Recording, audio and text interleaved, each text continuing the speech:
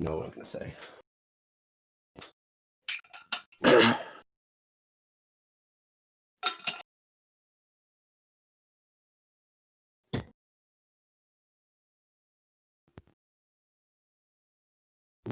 Let's see.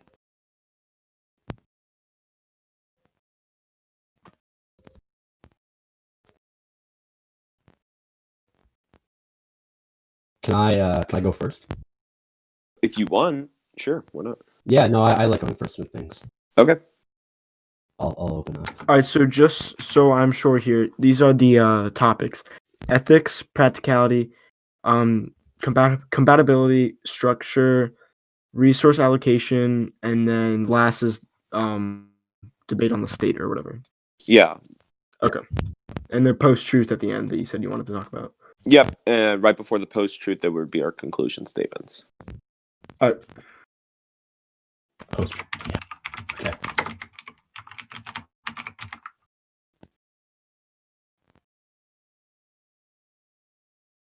All right. We've got 2 minutes. Let's. Sounds good. You guys are very official. I like this a lot. All right.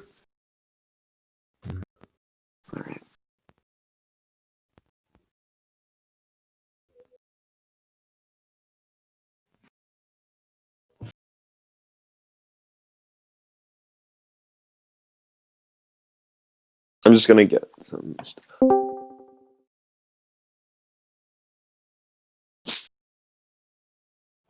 Could I invite a friend to this Discord server so they can join? Sure. Oh yeah, definitely. Yeah, okay. I'm just trying to get a hold of them. Yeah, the more the merrier in here. Amazing. Here, I'm just gonna call them. Just give me 1 second. I'll be right back. Yeah. All right.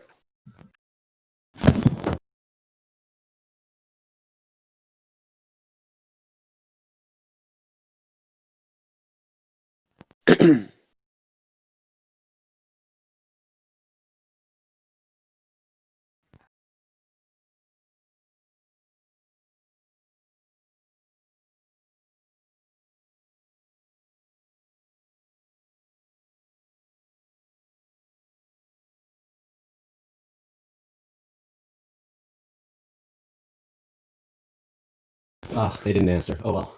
All right. It's chill. It's chill. It's chill. Oh Well, shit, we got someone recording. Oh, we do? Nice. Who? Yeah. Really? Technium is recording it. Oh, Like, sick, live sick, streaming? sick, sick, sick. Nice. No, Live just streaming like on- making a recording of it. Oh, making a recording. So I can send it to you guys. Okay. Wow, Cool. Okay. Or he can, whatever. As long as you guys get it. All right. So 8:14. All right. There we go. All right. Stormy. All right. Introduce the Video debate. check? All Can I right. video?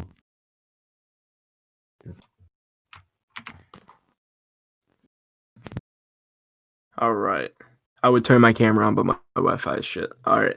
Okay. So Hello, everyone. in this debate, we will be going over. Or should we wait 1 minute for everybody to join, or just start now? I mean, Usually we get like 30 people in here. Should be. No. It's up to you guys.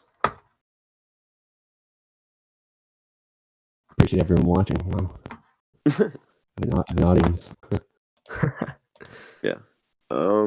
I would turn my camera on, but I'm wearing my my school sweatshirt, so. Oh. I've made that mistake before.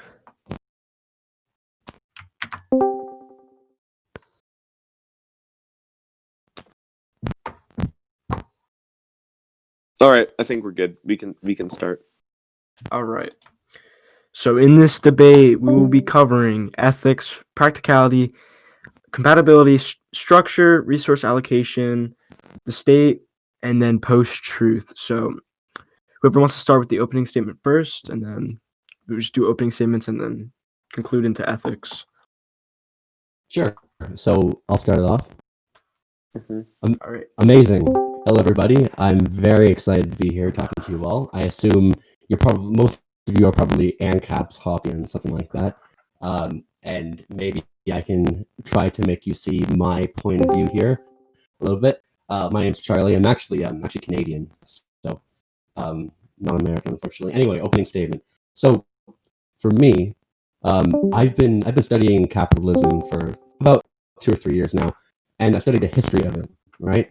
And you look back at the history of capitalism around like 250, 300 years, like the Industrial Revolution started at around 1840. It really got going around 1880.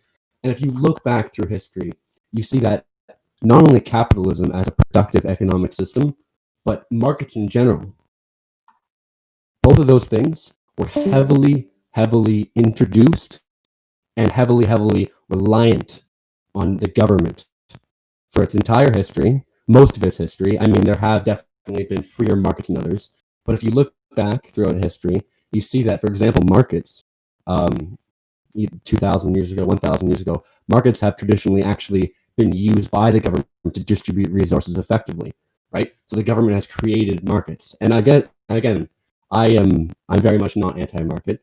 I might call myself a market socialist, and so yeah, I believe that in order to effectively have an effective market system, have a market system that works for people, have a market system that is somewhat equitable, I believe that we need a source of authority in society, right?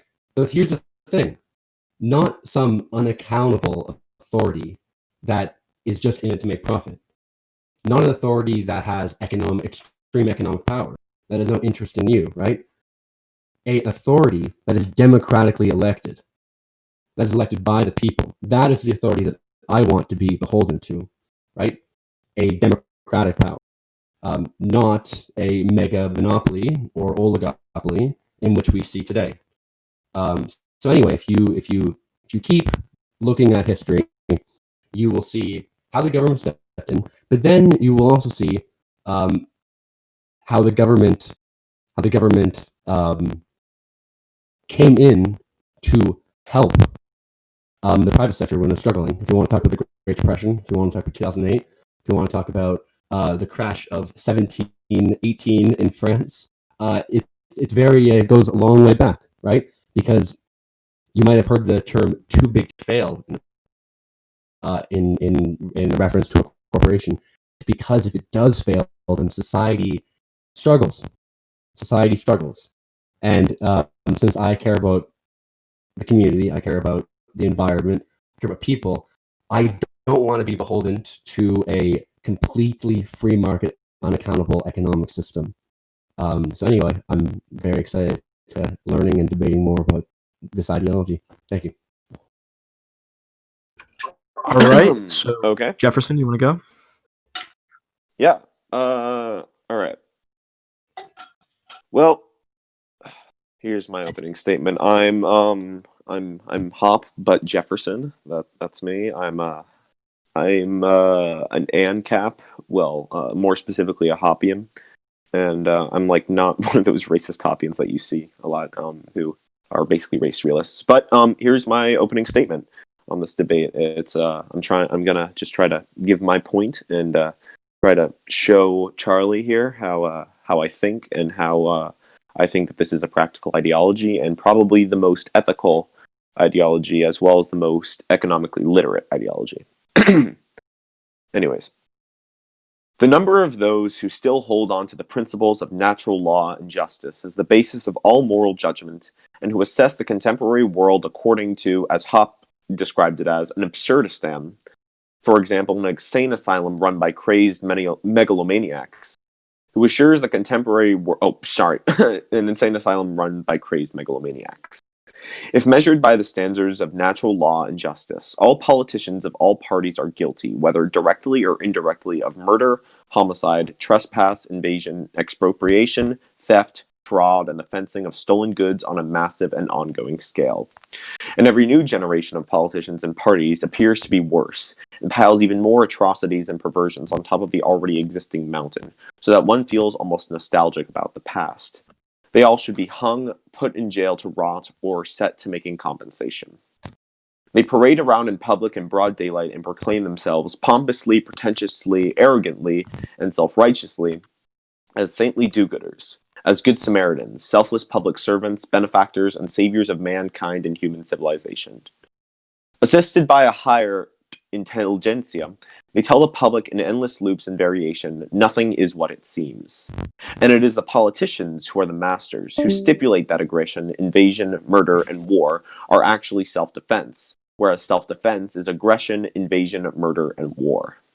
Freedom is coercion, and coercion is freedom. Saving and investments are consumption, and consumption is saving and investment. Money is paper, and paper is money. Taxes are voluntary payments, and voluntarily paid prices are exploitative taxes. Contracts are no contracts, and no contracts are contracts. Expropriation is restitution, and restitution is expropriation. Indeed, what we can see, hear, or otherwise sense does not exist, and that which we cannot see, hear, or otherwise sense does. The normal is anormal, and the anormal normal. Black is white, and white is black. Male is female, and female male. Worse, the overwhelming majority of the public, far exceeding even this number of state dependents, falls for this nonsense. Politicians are not despised and ridiculed, but held in high esteem, applauded, admired, and even glorified by the masses. In their presence, and in particular vis-a-vis top politicians, most people show themselves awestruck, submissive, and servile. Indeed, even those opposing or denouncing one particular politician or party do so almost only to propose or hail yet another different but equally absurd and confused politician or party. And the intelligentsia, finding its own verbal mumbo-jumbo echoed in the blabbering of this or that politician or political party, virtually drools over them. And that is the end of my closing statement. All right. So let's talk about ethics. Okay, yes. I'm ready. Can I respond to that? Yeah. So from what I get from that introduction is that you don't like the government and you don't like politicians. You have some sort of burning, passionate hatred towards politicians and the government. Yes. Would I be right in saying that? Yeah. And so I want to get down to the philosophical reason why you do. Is it because you see bad politicians in office today, or you actually don't like the philosophical idea of government? I do not like the philosophical idea of government. Government is. So what do you think government is exactly, and why do you think we have it? Well, government by itself is a collective means to achieve a greater goal, combining the willpower of the people, whether it be voluntarily or involuntarily. The state is a monopoly on power of the government. And yes. Yeah, so the state is a monopoly on power of the government, and it is what enacts this expropriation and theft by the government in order to achieve those people who are in power's goals. Yeah, so the state exists as a monopoly on force, right? Yes. And the reason for that is, like we say the reason we justify that by saying that the state gives us all sorts of things, right? You want to say security, you want to say all these things, right? So when I think of government, right, I think of it more ideally because I can definitely agree that the government as it exists today is very corrupt and needs to change, right? So we can agree that today's government is very bad. But what I would wager in response to that is I would say a lot of the reason for the inadequate government is because of private influence, because of corporations pouring millions of dollars into the corrupt hands of politicians. I believe that, yeah. Yeah, so then there's an instance of economic power influencing political power, right? Yeah. And your solution is just for people who have economic power to have all the power, basically. No. Right? Actually, my power exists, right? So like the power does exist. The power is always going to exist. Yeah, the power is going to exist. And the question is whether or not you can grab it, or whether or not you will force others to get out of the way while you grab it. Now, the combination of government and economics in general, like the state's existence, contradicts capitalism in the sense that it doesn't allow for free markets. And it doesn't allow for people to freely climb the social ladder and freely exist in a loose society where they can be whatever they want.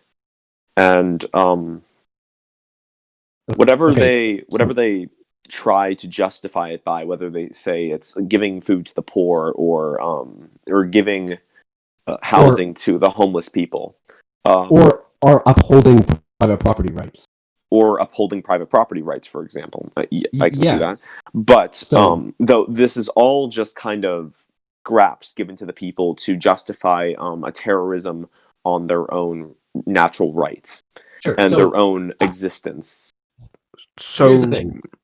are you? Sorry, I have more. Sorry. Yeah. So we actually originally started talking because I commented on your post, and I said that anarcho-capitalism is the most utopian ideology ever. And I believe that because you're saying that you don't like the authority of the state. You're saying that it terrorizes us and all this. And even though I maybe not agree with that framing, I will say that it is a necessary evil, quotation marks, evil for society, because we need these structures in order to function. Without these structures that we've built, we cannot function, right? And like the thing is, like, I understand like anarcho-communism a little bit better, because in that ideology they're looking to eliminate mega like unjust power structures. Whereas if you have it in an anarchist society, in a capitalist economy, then you're just like then you're keeping the economic hierarchies, and you're just leaving political power out in the wayside, right? And I don't really understand that that much. So the basis for it is that those who have the ability to have power should have power, but power that doesn't violate other people's natural rights. That is what the non-aggression policy is. Great. So I wanted to get to that. Okay. So you can go. What that means is that, yes, the state, like I said, does do good things and can be considered a necessary evil by those who benefit from it, of course, and by those who even just exist under government, like corporations who benefit from it. Corporations definitely benefit from it. I am like 100% against. Businesses. Yeah, small businesses are definitely for government. True. Yeah. Yes, so but these are all because they are beneficial towards those specific individuals at the cost of others. Now, government exists because of taxation and because of people consolidating power for individuals who are either elected or put in power by a coup or whatever they want, or as a monarchy. Yeah, let me ask you this. Yes. Why do we tax people? Why do we tax people? It is a form of involuntary aggression on a person to achieve a higher goal that they would not otherwise achieve without the taxation. I asked why do we tax though? Oh, why do we tax? In order to uphold the government. Yeah, see, that's not the only reason, right? One of the reasons why we tax is because if we don't tax, then inflation happens, right? So like we need to tax, and if we don't tax, then naturally prices will rise. Like, well, that's one of the reasons why we tax people. Like, naturally prices will rise. That's why you want free banking. You don't want power. You don't want currency that is all of a sudden just stuck onto one thing that can happen. That's why you see like the fall of Venezuela, for example, because their currency is worth literally nothing. So you want other currencies to jump to. If the U.S. government had a part to play in that one. Yeah, but, yeah. true. But I'm just wondering, like, a completely anarchic society that has capitalism, the system of capitalism at its base, right? Who controls the money supply? Who controls the money supply? The banks who distribute the money. So who owns the banks? Private who individuals. Regulates the banks? Who regulates the banks? So you want the money to supply to be regulated by private individuals for profit. Yes, because the private individual won't just start printing money out of nowhere, because that would reduce profit to his bank because less people are using that sort of money. No, he'll just extract an insane amount of revenue from controlling the money supply, like they have for the last 300 years. Yes, capitalism. Yes, that's why if you don't want them to have that, you can have other banks. That's what competition is for. So I think you should research how much banks have lobbied for deregulation in the past, and why they lobby for deregulation. Of course they want deregulation, but they only want deregulation in specific points. They of course they lobby for deregulation, but you know what banks also lobbied for? Bailing themselves out from the government. Yeah. So I know why they. Yeah. And guess what? If they didn't get bailed out, then there'd be a lot of societal problems if they didn't get But bailed do you know why every single economic crash happens? out. Well, tell me why you think. It's because of government intervention in the economy. You can see this Okay, in that's I'm sorry. Like so like you know what bubbles are, right? yes, So how for example the stock market crashed in 1929. yeah. How was that done by the government? How was I'm pretty that? sure it. Oh wait, I'm not really sure about the stock market crash in Yeah, 1920, but I'm pretty sure that it was a 29. result of sticky wages and it What does that mean? was What does that mean? yeah, it was credit. I What are think. sticky? Yes, credit. So would private banks not regulate not give out credit in a narco-capitalist society? No, they can definitely give out credit, but Yeah, and they would a lot because they know they can get profit from it. They're not regulated at all.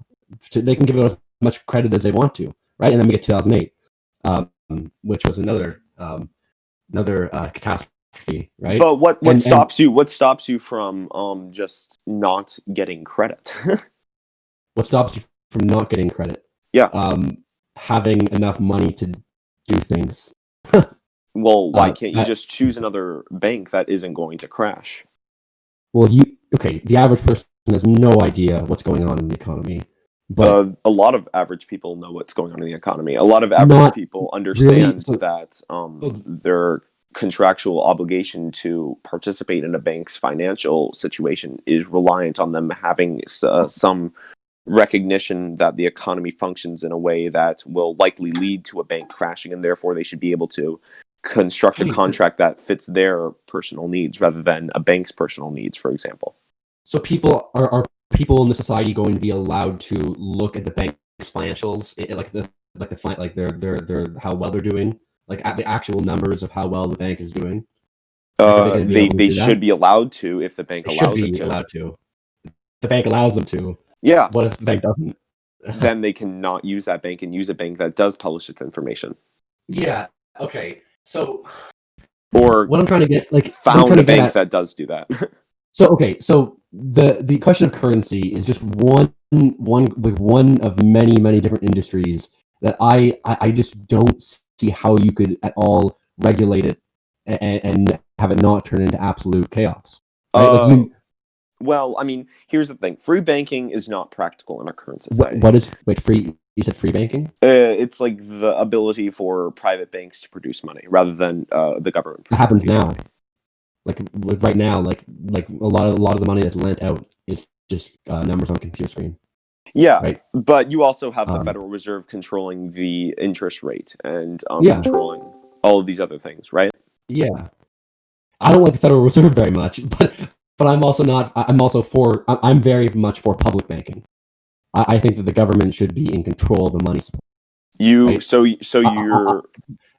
I think that the money supply and banking should be one of the industries that's state owned. I don't like state-owned things.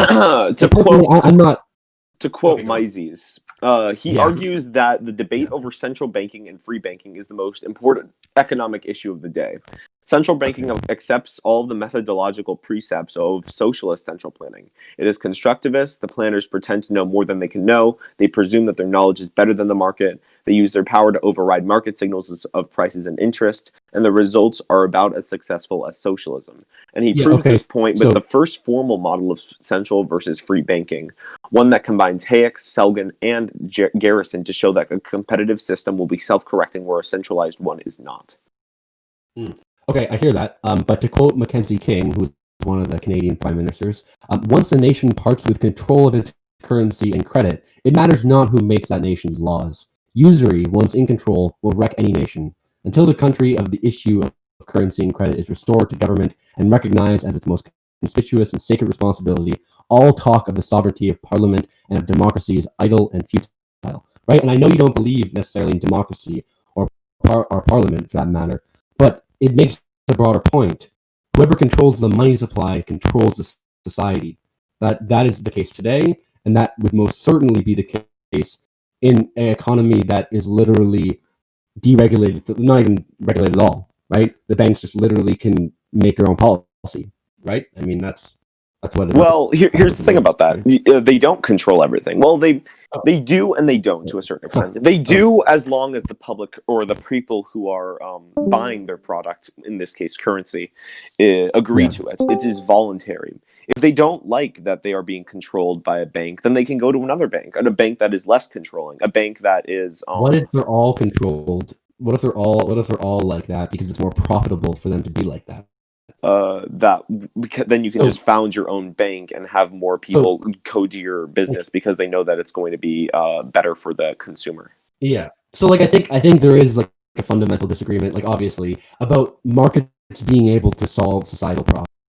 Markets will always solve societal problems. Markets regulate themselves. Like, how much evidence do you need of that not being true? I mean, look at the environment. I mean, I don't know what that means. Like, all societal problems can be solved by the market. Have you actually, I think it's 70% of all emissions that are released into the atmosphere are subsidized by companies that are heavily subsidized by the government.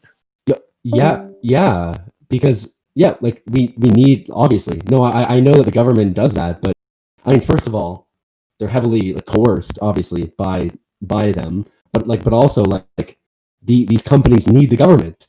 Like, I understand. Don't need the government. Well, then why do they need subsidies?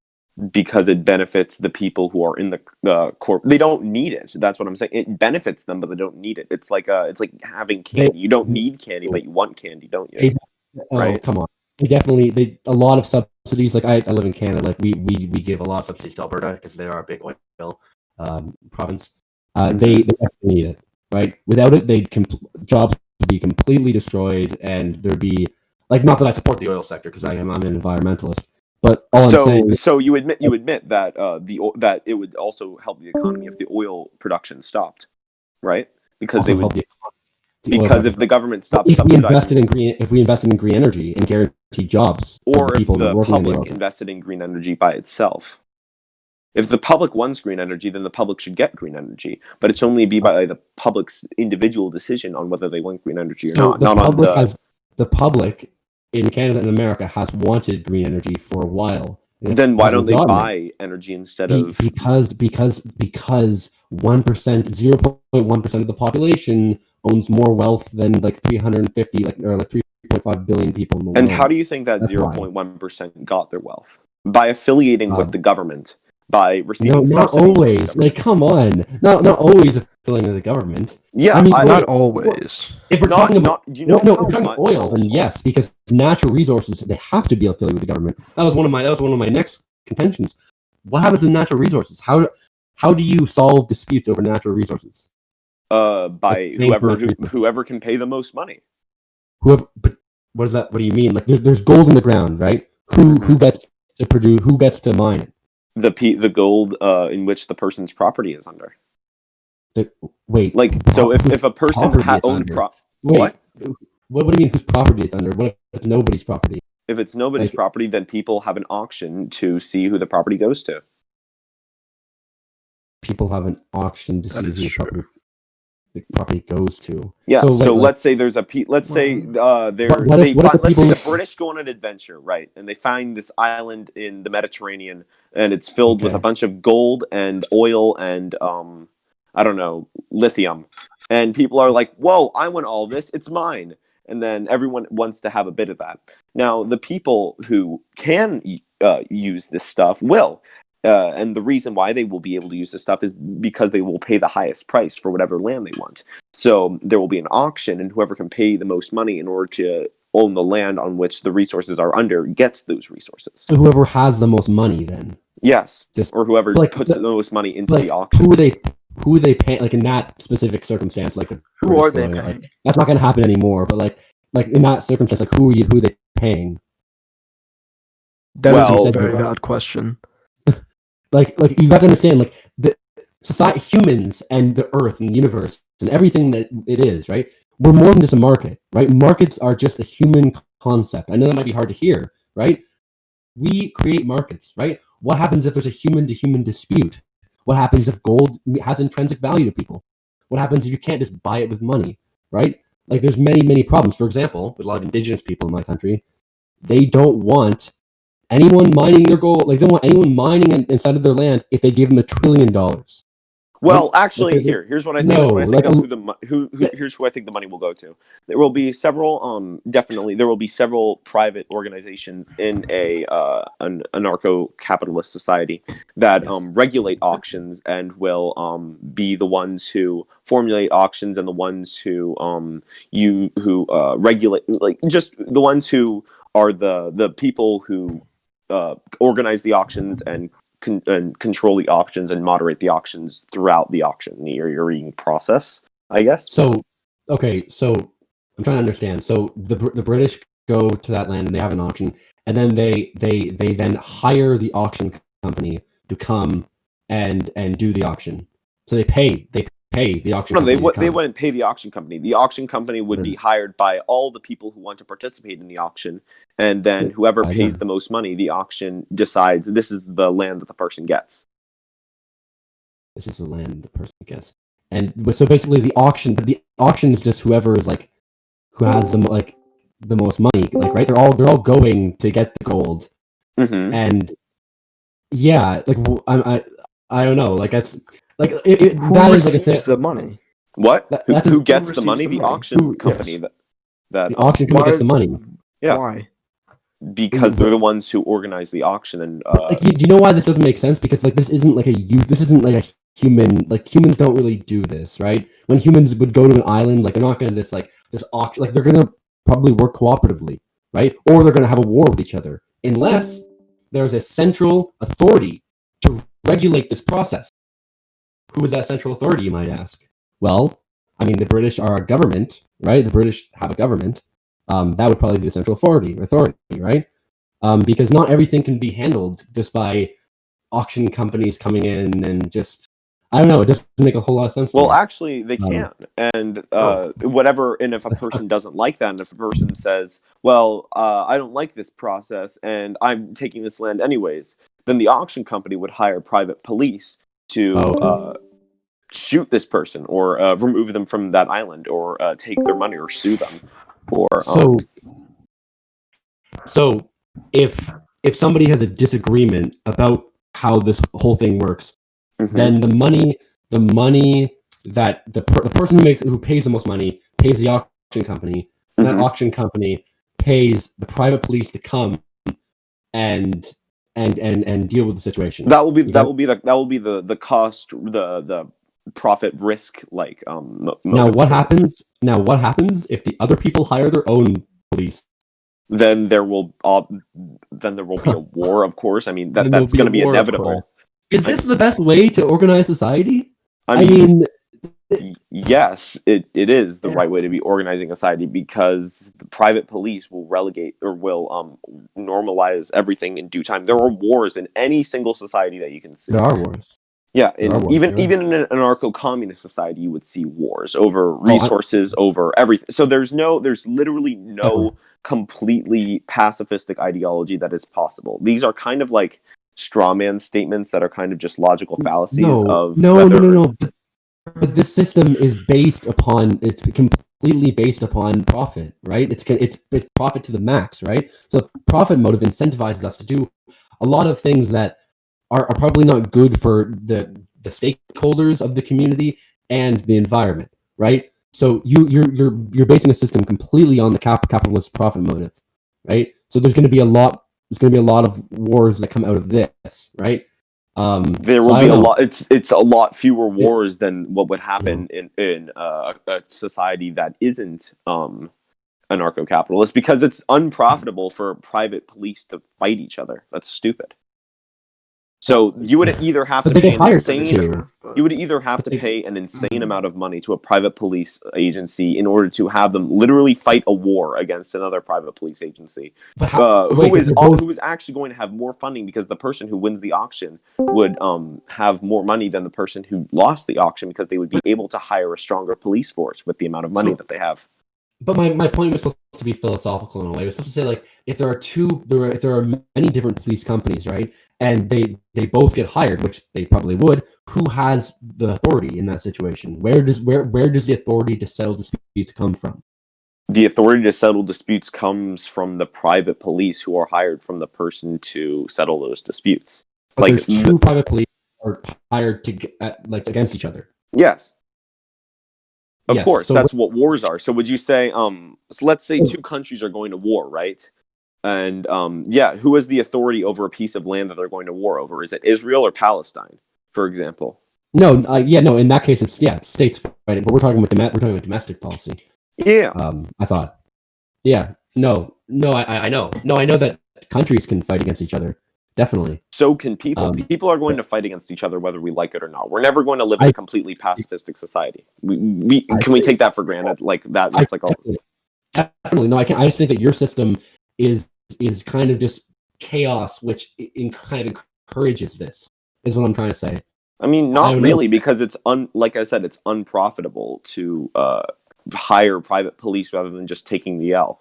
You know, just taking the L. Like your life savings were poured into like actually going to the island to get it, and now you have your whole life's in that, and somebody's richer than you just bought it, right? I mean, yeah. I mean, well, sucks for you. I mean, don't bail out the losers, right? I mean, I have more compassion. I have more compassion for people than that. I don't know. I don't know. And you were gonna say something. Sorry. What gives the fucking I forgot. Never mind. Okay. Are you gonna say what gives the government the right to do any of this? No. The what gives the auction company the authority to like hold an auction?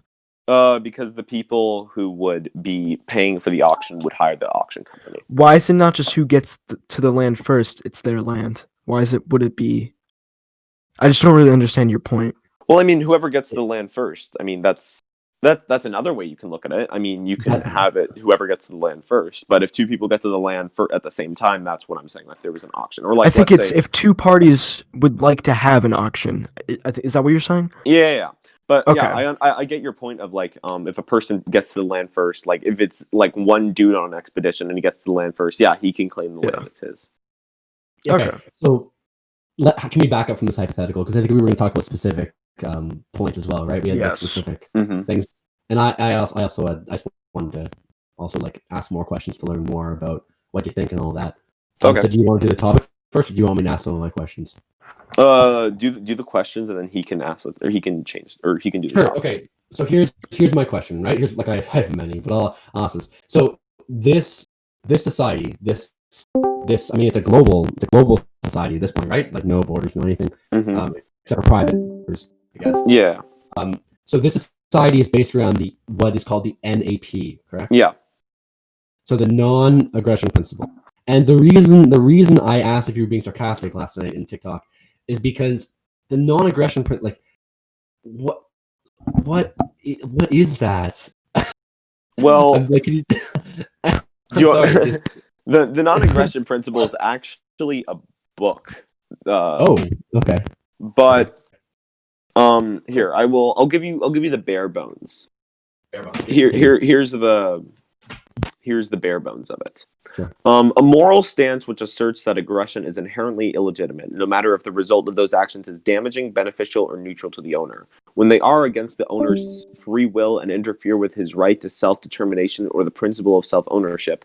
In contrast to pacifism, the non-aggression principle does not preclude violence used in self-defense or defense of others. Yeah. Many supporters argue that the NAP opposes such policies as victimless crime laws, taxation, and military drafts. NAP is the foundation of most present-day libertarian philosophies. Definitely. So, I understand. Like, personally, I feel like I follow the NAP in my own life, right? So, my question to you is, don't we already follow the NAP? No, because you have. Well, you technically do, but what we have is we bare bones. Yes, we follow the NAP, but there are violations of the NAP that occur, such as what this said, whether it be taxation, a draft, such as billions of dollars of tax havens from corporations, all around the globe, stuff like that. So there obviously people are going to commit they're not going to follow the NAP, right? People who don't follow the NAP will be shot or physically removed from society. So is that an ethic that you follow? Like, do you actually think that's a good ethic to follow? If a person Just violates another's right to self-ownership, then I think that they should be physically removed from society and be forced to live however they want without interfering with the rights of others. So we have that right now with jails, right? And the reason why we're able to do that is because we have a clear set of laws. There, if you violate those laws, then you go to prison. Isn't that kind of already the NAP and put into practice? It's the NAP, but it's the NAP plus. NAP plus. Right. Well, we couldn't have prisons without taxes. No. So, well, we have private prisons. Yeah. Oh, do you want to talk about private prisons? I mean, it's pretty disgusting, I would say. I don't like prisons in general. I just like physical removal from society. Wait, but what if you commit what if you're like a global like capitalist who can like fly anywhere, and you're a billionaire? How do you get removed? Then you will be either, like I said, you'd be removed of all of your what's it called? I'm trying to think. What happens if they hire a private military force to fight against that? Then you'd also have everybody else pitching in to fight against that person. I mean, that's clearly physical removal is less of deportation and more of just like segregating someone from society. It's more exactly. It sounds. I'm questioning how you do that. Let's say a billionaire does. Jails would be good. Let's say a billionaire does say, well, here we go. I want to murder somebody, right? And they murder somebody. Well, I mean, billionaires already do that. People would be able to do that in a regular society of any sorts. They could just do that, and they could probably get off by doing that if they do it well enough. So, what it is basically segregation from a society. So they would be put in a place where they cannot interfere with other people's right to self-ownership. That's it.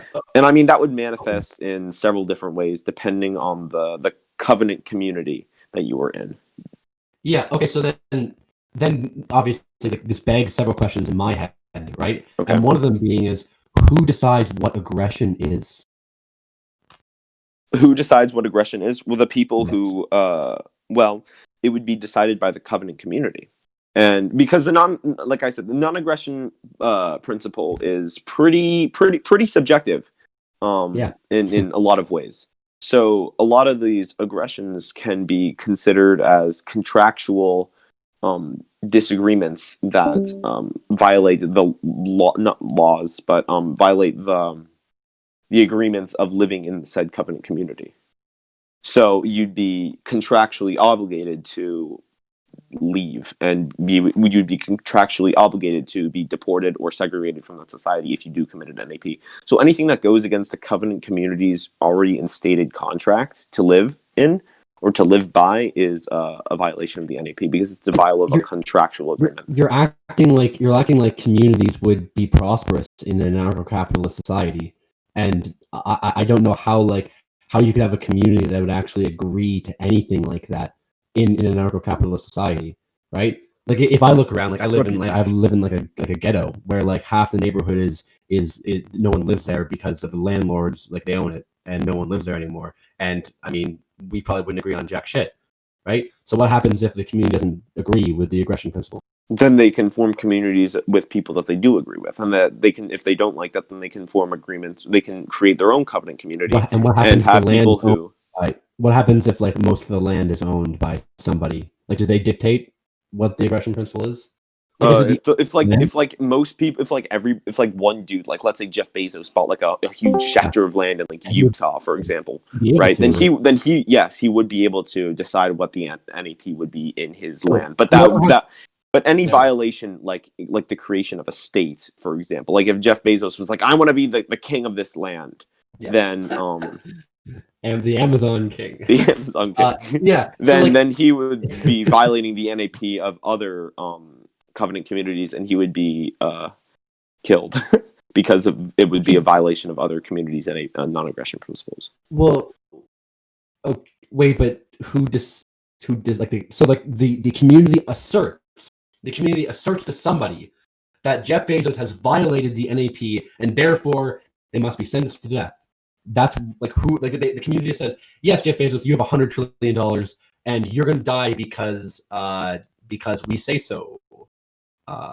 Is that No, it'd be more like if everybody in the community felt that Jeff Bezos was violating the NAP. Well, one, they would be allowed to buy whatever guns they want, so they could kill Jeff Bezos if they so please. I'm pro-gun. So, if he was violating the NAP for, in their opinion, or they would also they would also contact other Covenant communities, and then they would assert that the Covenant communities would hire private police and put like a collective bill to a private police to fight Jeff Bezos's drone army. So like you must Drone army. you must see the problem here. You must see that like there is an issue with this ideology, right? Like the fact that so much of it is like just pitting economic power with no regulation, and then small communities they're just left to die in a certain sense, right? The small communities wouldn't be left to die because small communities can operate by themselves, which is why you see a lot of prosperous people in communes, for example. Like you wouldn't, if you look at a commune, you don't think that people are very unhappy with living in a commune, right? Yeah. Definitely. No, 100%. I love communes. I love self-sustaining communities. I love both of those things. Right. Definitely. So I just think that you don't agree. So if communists Yeah.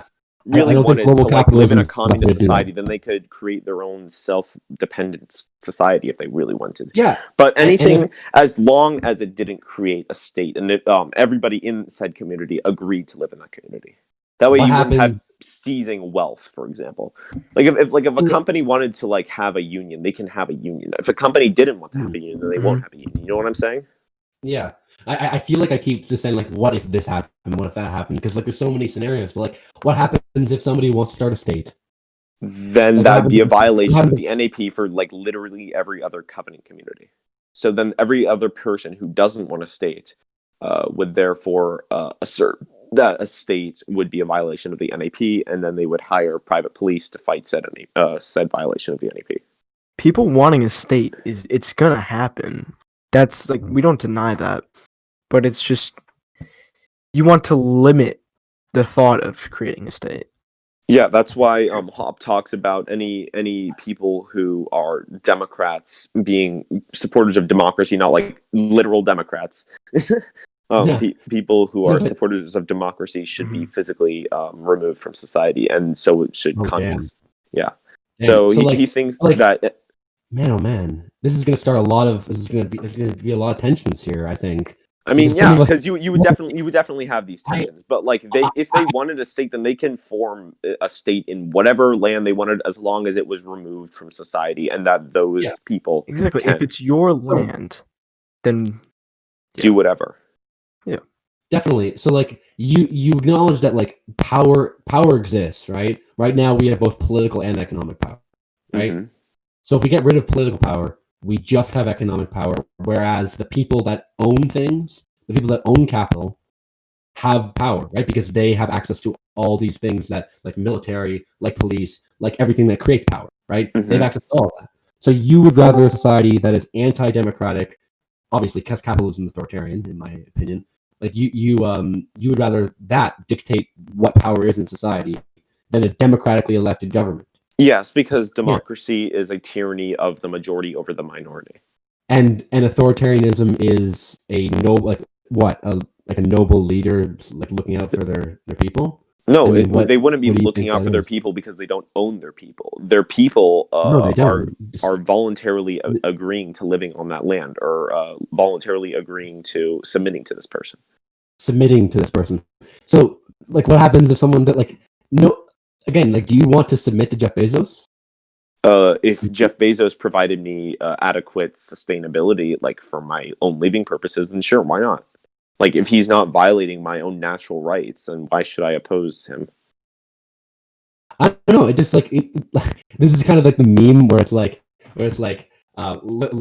libertarians like government is oppressive, and then corporations like yeah, everything's fine, guys, it's okay. But here like I said, governments are a monopoly on power. On. You can't choose to just like and people having economic power who has military and police isn't. They're not a monopoly on violence. Like I mean, because there are several other companies that people can buy from or create to fight said company. There is competition of force in said country, in said is that a good Capistan. thing? What? that a good thing? Is that Yes, because if you have a competition, of course, a monopoly on good thing? force, then you can assert power over people. And if you don't have a monopoly on force, then you can create a society where the people can actually decide whether they want to be ruled or not. But by the way, don't say the people, because it's not the people; it's the person who owns everything. Or the Who's making person that with decision. money. It's not going to be a person who Exactly, owns it's anything not the because people. monopolies are extremely Yes, implausible. because capitalism, right? If you want to talk about what capitalism is, there's many definitions of it. But what I see it as, if we're talking about the production, right? Capitalism is an economic system where the people who own capital get to make, the people who own capital, right? They produce for profit, right? And everybody else in the society has to work for a wage or a salary from those people who own capital, right? And in anarcho-capitalism, that would be completely deregulated, and, well, again, no regulation, to the point where But you can whoever owns the accumulate most capital. yeah. Okay. So do you know, like, the law of capital accumulation, where if you have $1 million, it's a lot easier to make 10 million than the person who has 10,000, right? Yeah, It's a lot easier of to course. But accumulate you can capital still. But how do you think that when you already person have got it. $10 million? I mean, By providing a valuable service to the community. so the person, yeah, okay, Service or product. yeah. So because they provided that service product, now they have the ability to become way richer because they did that. Well, they wouldn't And become again, way richer, because if a person, let's say Willy Wonka, for example, established his factory and everybody loved Willy Wonka, but people didn't like giving all their money to Willy Wonka, then investors would be like, wait, I don't want to give this to people because it's going to reduce aggregate demand and I'd be less profitable. And people won't invest as much, or people won't give me that much money, and I want to accumulate that much money. So they'd be like, yeah, wait a minute, why don't I invest my money in somebody who's going to start up a rival company that's going to accumulate more profit because it's going to increase competition, which produces a form of, I wouldn't say that competition creates innovation, but I would say that competition produces a need for innovation. Yeah, right now you're just talking about capitalism.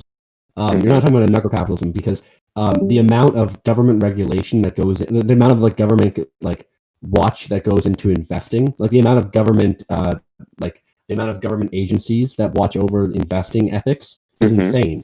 The stock market is just completely, the stock market's reliant on the government to make sure everything is ethical and good. There are whole agencies that are devoted to this, right? Investor safety, all this stuff. There's very little confidence if the investor doesn't know what's going to happen. If the investor doesn't know what's going to happen, then the investor made a bad choice in choosing what company he's going to try to invest in. And then if the company fails, then the investor should lose whatever money he invested in the company, unless there was a contractual agreement to return said amount of money.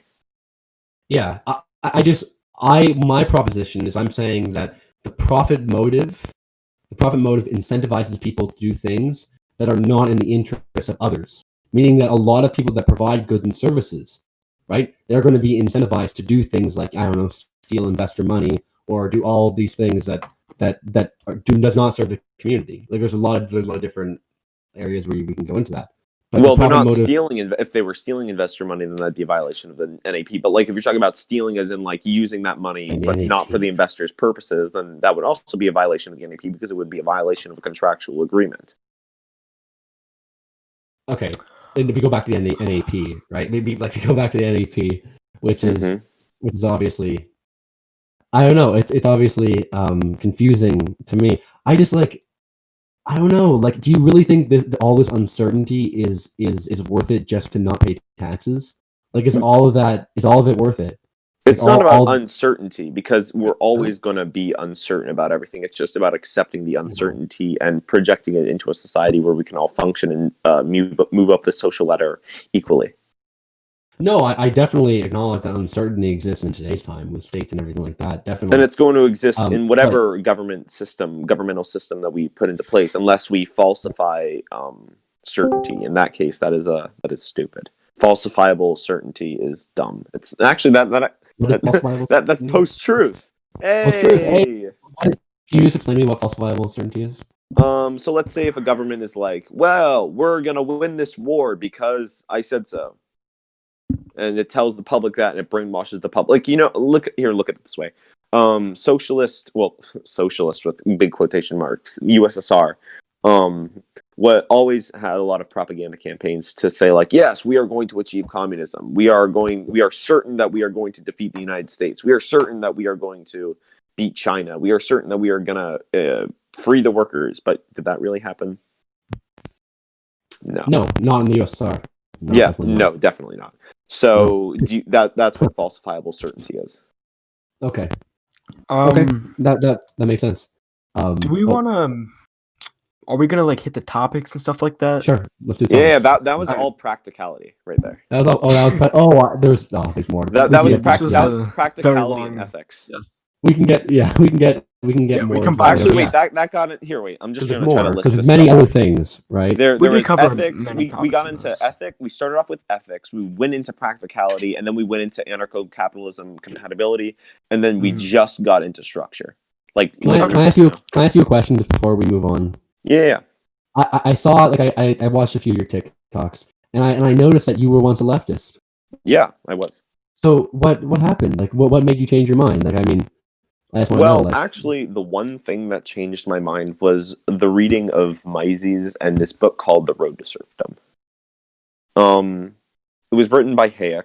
The what? Sorry, The Road to Serfdom. The Road to Serfdom. Oh, The Road to Serfdom. Yeah. The Road to Serfdom. You know yes, that yes, one? yes. I know that. All right, and also a lot of reading of. So Hayek was one of the like the innovators of our global neoliberal system, mind you. Yeah. Yeah. So like these people aren't necessarily like anarcho-capitalists. Yeah, I wouldn't call it that, but that they just introduced me to why I think communism is not a feasible solution to our problems. Definitely. I mean, so if we're talking about like yeah. You know what I'm saying? I wouldn't call myself. But like if you're talking about my formation in anarcho-capitalist like ideology, then I would say that Hoppe and Murray Rothbard were probably my two biggest influencers in that aspect. But I try to self-determine my opinions. Like I don't subscribe to an ideology just for the sake of it. I subscribe to it after thoroughly researching and identifying what I agree with and what I don't, and if I deem it literate or illiterate in its phrasing. You know what I'm saying? Yeah. When I previously subscribed to the Marxist-Leninist ideology, I thought of myself more of a person who can try to achieve egalitarianism as much as possible. But I realized that humans aren't really equal to each other. I think that we all provide different aspects to society, but those aspects are either more productive or more destructive than others. You can say that a farmer who is producing corn rather than a murderous dictator, who do you think is more productive? The farmer. Yeah, right? Yeah, so well, I mean if murder is productive, then I guess. I mean for private police it would be. But like, let's say he was just murdering just random civilians off the street. Like he just saw some dude with like straight hair and was like, "I hate all straight-haired people," and he just murdered him. You know what I'm saying? For sure. But like the reason I asked you that is because like the reason I'm a leftist, right, is because like I feel like I want to try to like uplift people economically, and two, because I feel like I want to have a sense of community. I want to have we're not equal. I'm not saying we're equal, but I want to have a society where we can actually like form in a kind like a community that we can at least try to make it as egalitarian as possible. Whereas I don't know, like I think that definitely we're not totally equal.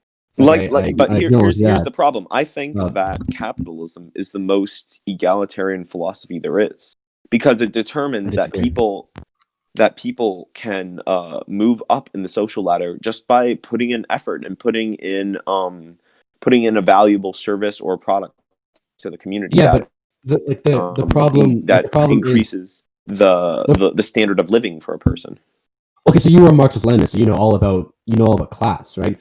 In a capitalist society, there are two distinct classes: the people that own capital, the bourgeois, and the people that work for a living, right? The proletariat. And there are I also disagree with that class distinction. I used to agree with that class. Okay, sorry. There are a lot. Okay, it's not as simple as that. Obviously, like there are a lot of. Yeah. But like generally speaking, there's a difference between capital owners, people that make money off of owning things, people that make money off of that working. So like I'm saying that like for example like janitors, like they work very very very very very hard, but they don't really feel like they're a part of the they don't own anything. They don't have any they don't have any reason to work hard. They don't own anything there. Did you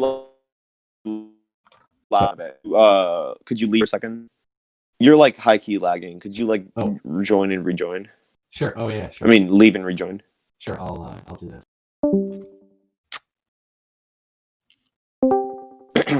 Hello. There we go. Hi. I think turning your camera off will increase your bandwidth. I think maybe. Oh, it might. Is it not? Okay, there we go. That sounds a lot better. Yeah. Now you sound. Can I try much my better. camera one more time to see if it fixed it or? Good. Yeah. I mean, sure. How do I sound now? Yeah, you sound a lot better. Okay, if I sound bad, just let me know. All right. Okay. I don't know. Like you obviously, if you were Marxist-Leninist, you obviously realize that the worker, right, the worker that works for the capital owner, right, they have very few incentives to work hard when they just work for a wage, right? They don't have any incentives because they don't own any of it. They don't have any like rights. They don't have any voting rights. They don't really feel part of the enterprise, right? So I want to do. They do have an incentive because if they provide a more valuable service, they get a higher paying job. That's why you see people getting promoted. You don't see people just staying in the same job forever. Well, yeah, you do see people staying in the same job for especially in like a lot of like companies like the fast food companies or any of these companies like that. You do. Anyway, but you have the ability to move up the ladder, don't you? You have the ability, but that ability is dictated by an unaccountable entity that owns capital. Or because it would be more profitable for them to have you at a more valuable position. Yeah, I mean, you could say it that way. I don't know. Like, I really just do believe that community comes from the feeling that you have power, right? So, for example, like communities like 10,000 years ago, right, or like 5,000 years ago, they lived in villages, right, small villages, where there were a lot of people producing, right. There were a lot of people producing. They didn't have the same ownership distinctions, right, but like they were all producing. They all had a role, right.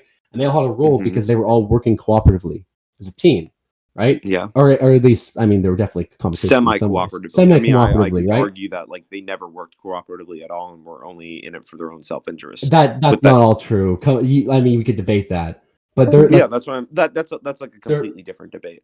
There's more to a person than greed, is what I will wager. Yeah, that's definitely true. I would say that. Yeah, and my issue with that is like with my issue with anarcho-capitalism, getting back to that, is like it doesn't seem like capitalism really encourages any form of cooperation or solidarity. It definitely, anarcho-capitalism, I think it would be even worse personally. That's why I think that communities should be oriented around culture, which does provide a need for community and for preservation of that culture. Like it gives them a reason to do the things that they do. Sure. Like these things can all exist without like with the state. Like these communities can all exist. Like this. They can definitely exist, but they can't exist as fruitiously as they could without a state.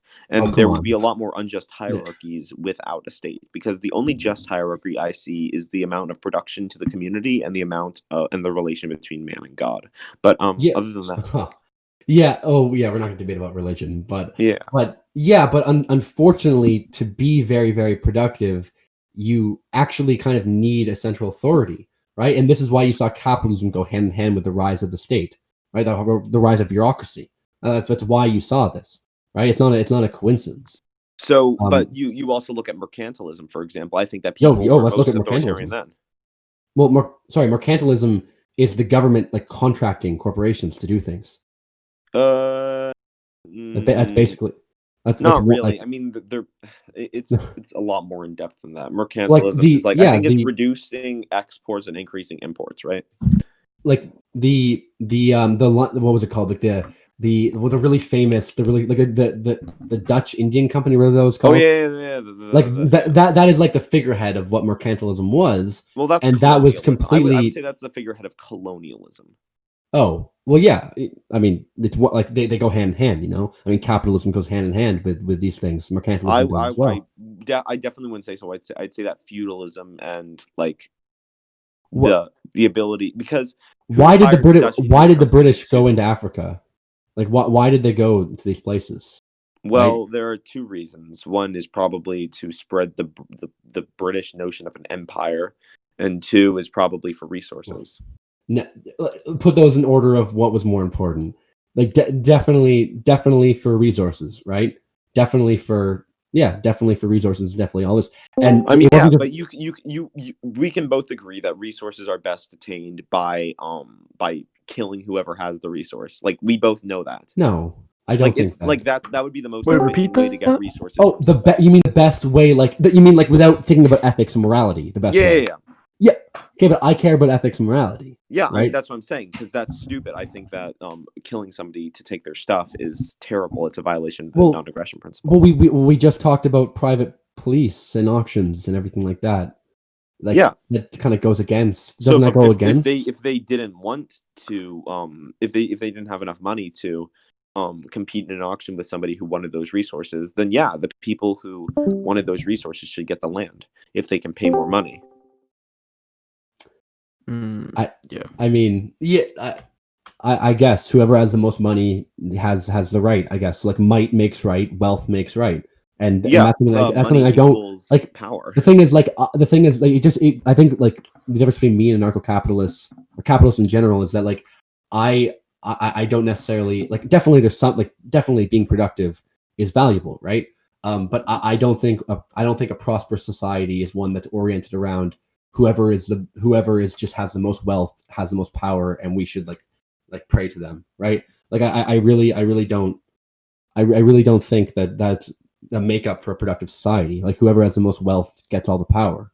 It's not whether they get all the power; it's whether or not they provide I think that statement is pretty logically fallacious, just because, like, a lot of people who attain such wealth provide a valuable service or community or a product to the community, and therefore deserve that money because they created that form of that product that outcompetes other producers of said product or service. Yeah, well, I mean, again, that's just a straight capitalist argument, right? So I guess, yeah, you're an anarcho-capitalist. Yeah, and I don't know. I would say that although yes, those people make, like, those people make things. I don't think that, for one, I don't think that gives them the right to have extreme power over other people, and two, I don't believe that is a good way of creating communities. You know, like, for example, if I have basically like an oligopoly or monopoly that provides a very essential service, this is where coercion comes in. How does one choose not to use that service, right? When it's very essential. A monopoly is okay. First of all, a monopoly is extremely implausible, and if a person doesn't want to use that service, then they can establish another company that provides a service for less of a cost, or with a more valuable product, or with a better service or product that helps the consumer. When you're talking about things like natural resources, a monopoly is definitely not unattainable. Like, that's definitely not unattainable, right? Because again, like, whoever has the most wealth, right, has the right to that land. Well, there is oil all around the world, right? So, yes, and there are you can't survive. And it's controlled by only, governments. right? Why is it controlled by governments? Why do you think it's controlled by governments? Because it is. Oil is controlled by governments. Really. Well, mostly it is. Like, if you look at Saudi, who has 50% of the oil reserves around the world, they do that for a reason, because they don't trust private corporations to do the best thing for their country. They need the government to protect their citizens, because an American company is not going to look out for the community in Saudi Arabia. Like, right? I mean, it makes sense to me. I mean, they are going to look after the community, because if they didn't look after the community, then a person can just buy oil from somewhere else. And if they didn't want them, then they could starve out the oil corporation by just not buying oil for a period of time, and then... That's impossible. No, we can't go without oil. We cannot live our lives without oil. Really? So you can't just live in a hut right now? I'm talking about oil? Okay. Obviously, I would love to. I would love to go back. I would love to go back to a primitive days. I support anyone who does that, honestly. But if we're talking practically, if we're talking about working people cannot survive without oil, right? Really, they survived without oil until a while ago, right? So, okay, but how do they make money now? Again, if we're talking about the Industrial Revolution, right? We're talking like how capitalism came to be, right? It came to be from oligopolies and monopolies forcing working people into the city because they could not compete with the oligopolies, right? Like the steel and all these people. They're basically forced because they couldn't compete with these other guys, so they had to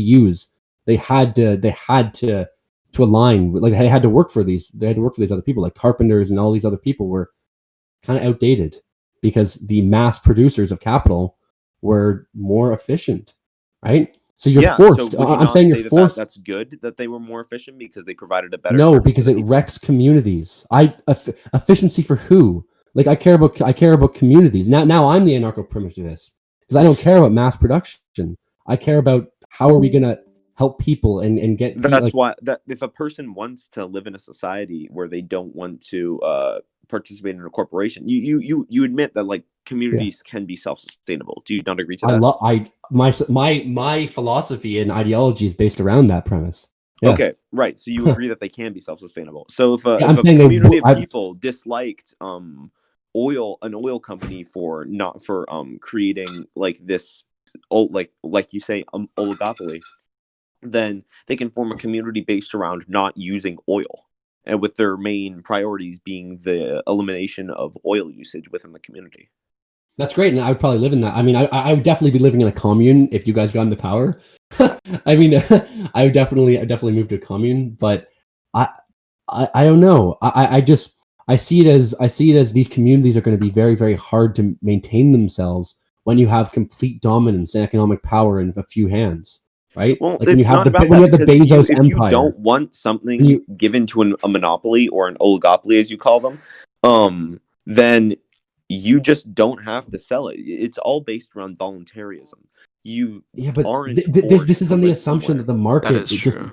but this is the assumption that like the market, like the human created market, is this like savior and like the thing we should rely on to do everything. It And is. I reject that. I think that a lot of times human beings have to work together to They get do something work done. together in order to No. benefit the market. That is true. Wait, is it? I mean, wait. Okay, so yes, I'm for markets in certain circles. Like definitely in a lot of industries, I'm pro market, and I know that markets are maintained partly by the government monopoly and force. I understand that, and I'm pro market in certain circumstances. But like for example, if we're talking about innovation, right? Technological innovation, right? In the 1950s, 1960s, even 1970s, 1980s, 1990s. A lot of these kind of like we're living in the information age, right? Why are we living in the information age, right? Because the government, the U.S. government especially, invested a lot of money into innovating because private companies don't invest for the long term; they invest short term. The mandate of the corporation it's a law. The mandate of the And corporation as to quote it's for short term profit. Quote Keynes, in the long run, we are all dead. Let him finish. Wait, Oh, sorry. what do you what does that mean? All I'm saying is that the reason why the government invested in innovation is because they wanted they wanted their citizens to be more prosperous. I mean, I don't think the U.S. government's looking after their citizens that well, but I'm saying like in theory, a government invests the long term because they want the citizens of that country and the communities in that country to be prosperous by investing in stuff like the creation of the internet, like creation of the GPS system, like creation. Oh, you think the creation of the internet system is a good thing? Yeah, I mean, yeah. Well, no, I think it has a lot of drawbacks. We could have a whole argument about like if social media is good. I definitely think there's problems with the internet. But what I'm saying is that a lot of the innovation that is used for an argument for capitalism, right, is actually really only a lot of it relies on long term spending, right? And that's something And that companies invest in the long term, because if a company doesn't invest in the long term, a company will go There's out of business profit. in the long term. companies that If are there's very profit, they will very invest. profitable that can't afford to invest in the long term, like Walmart and Amazon, do invest in the long term because they're able to, right? Well, But Walmart and Amazon are able to achieve the size that they are because they're subsidized by the government. I mean, look at all those cities what? pouring money into Amazon just to have them Yeah. be in Why do their you think city. they do that? Why do you think they do that? To create jobs for the people in their city, of course. Yeah. So my point on that would be like But what that they do does, that because Amazon has so much power. Because Amazon, they need Amazon because Amazon is a private entity, has absurd amount of power in our society. Like, is that a good thing? Yeah, but that Like, doesn't what? mean that power should be consolidated to both what's it called? to both the economy and to the state. Amazon has its power because No. of intellectual property. You can't, if you wanted to make a service that competed with Amazon, like eBay, for example, but just used Amazon's software and just made a better service, then Amazon wouldn't be able to have so much of a stronghold on the economic system. Hold up. Amazon, like Amazon's like you know that Amazon like engages in a lot of predatory behavior, right? Like Amazon uses their economic powers to like kill businesses that try to compete with them. Yeah. Right.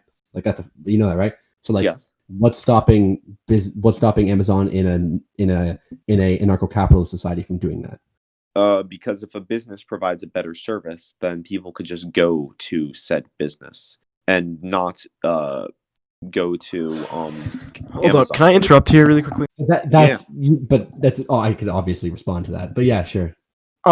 So they're asking if we can do a Q&A because it's been an hour, and then we can just return to this topic. There's people watching. I'm so happy. This is like my first ever debate, online debate. Yeah, okay. There's a bunch of questions. If we want to hit those really quickly, then we can come back. Okay, I'm really flattered let's for you guys for watching. And then we'll go to the state. Okay. I have a feeling, you guys are all anarcho-capitalists. I'll ask. Not many. Oh no, okay, not all of you. Oh yeah, sure. Is Stormy's debate server filled with like a bunch of different political beliefs, or? Yeah. Oh, cool. Nice. Very cool.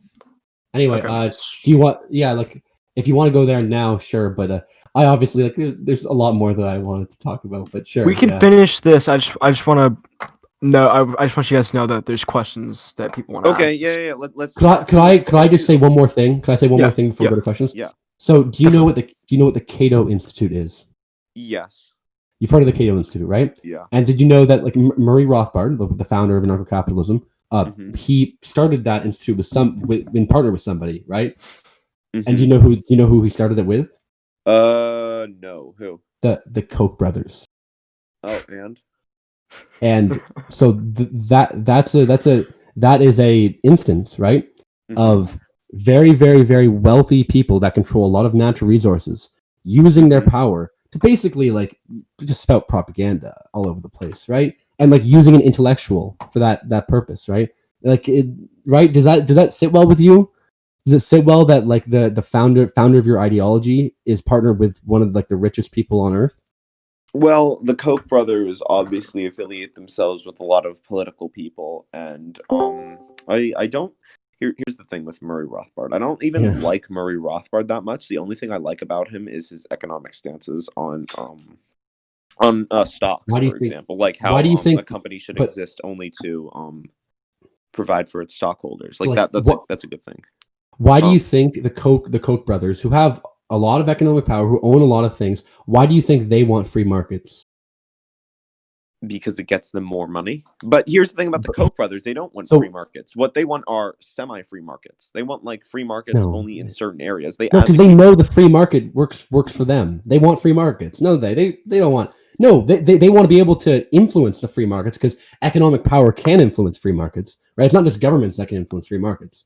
Like if you want to look at any like example of that, right? They want to be able to influence the free markets for themselves, right? Because they don't need the government to do that. Right? They just want free markets. And the reason for that is because they know that the winners of the free markets are the ones who are able to accumulate capital, right?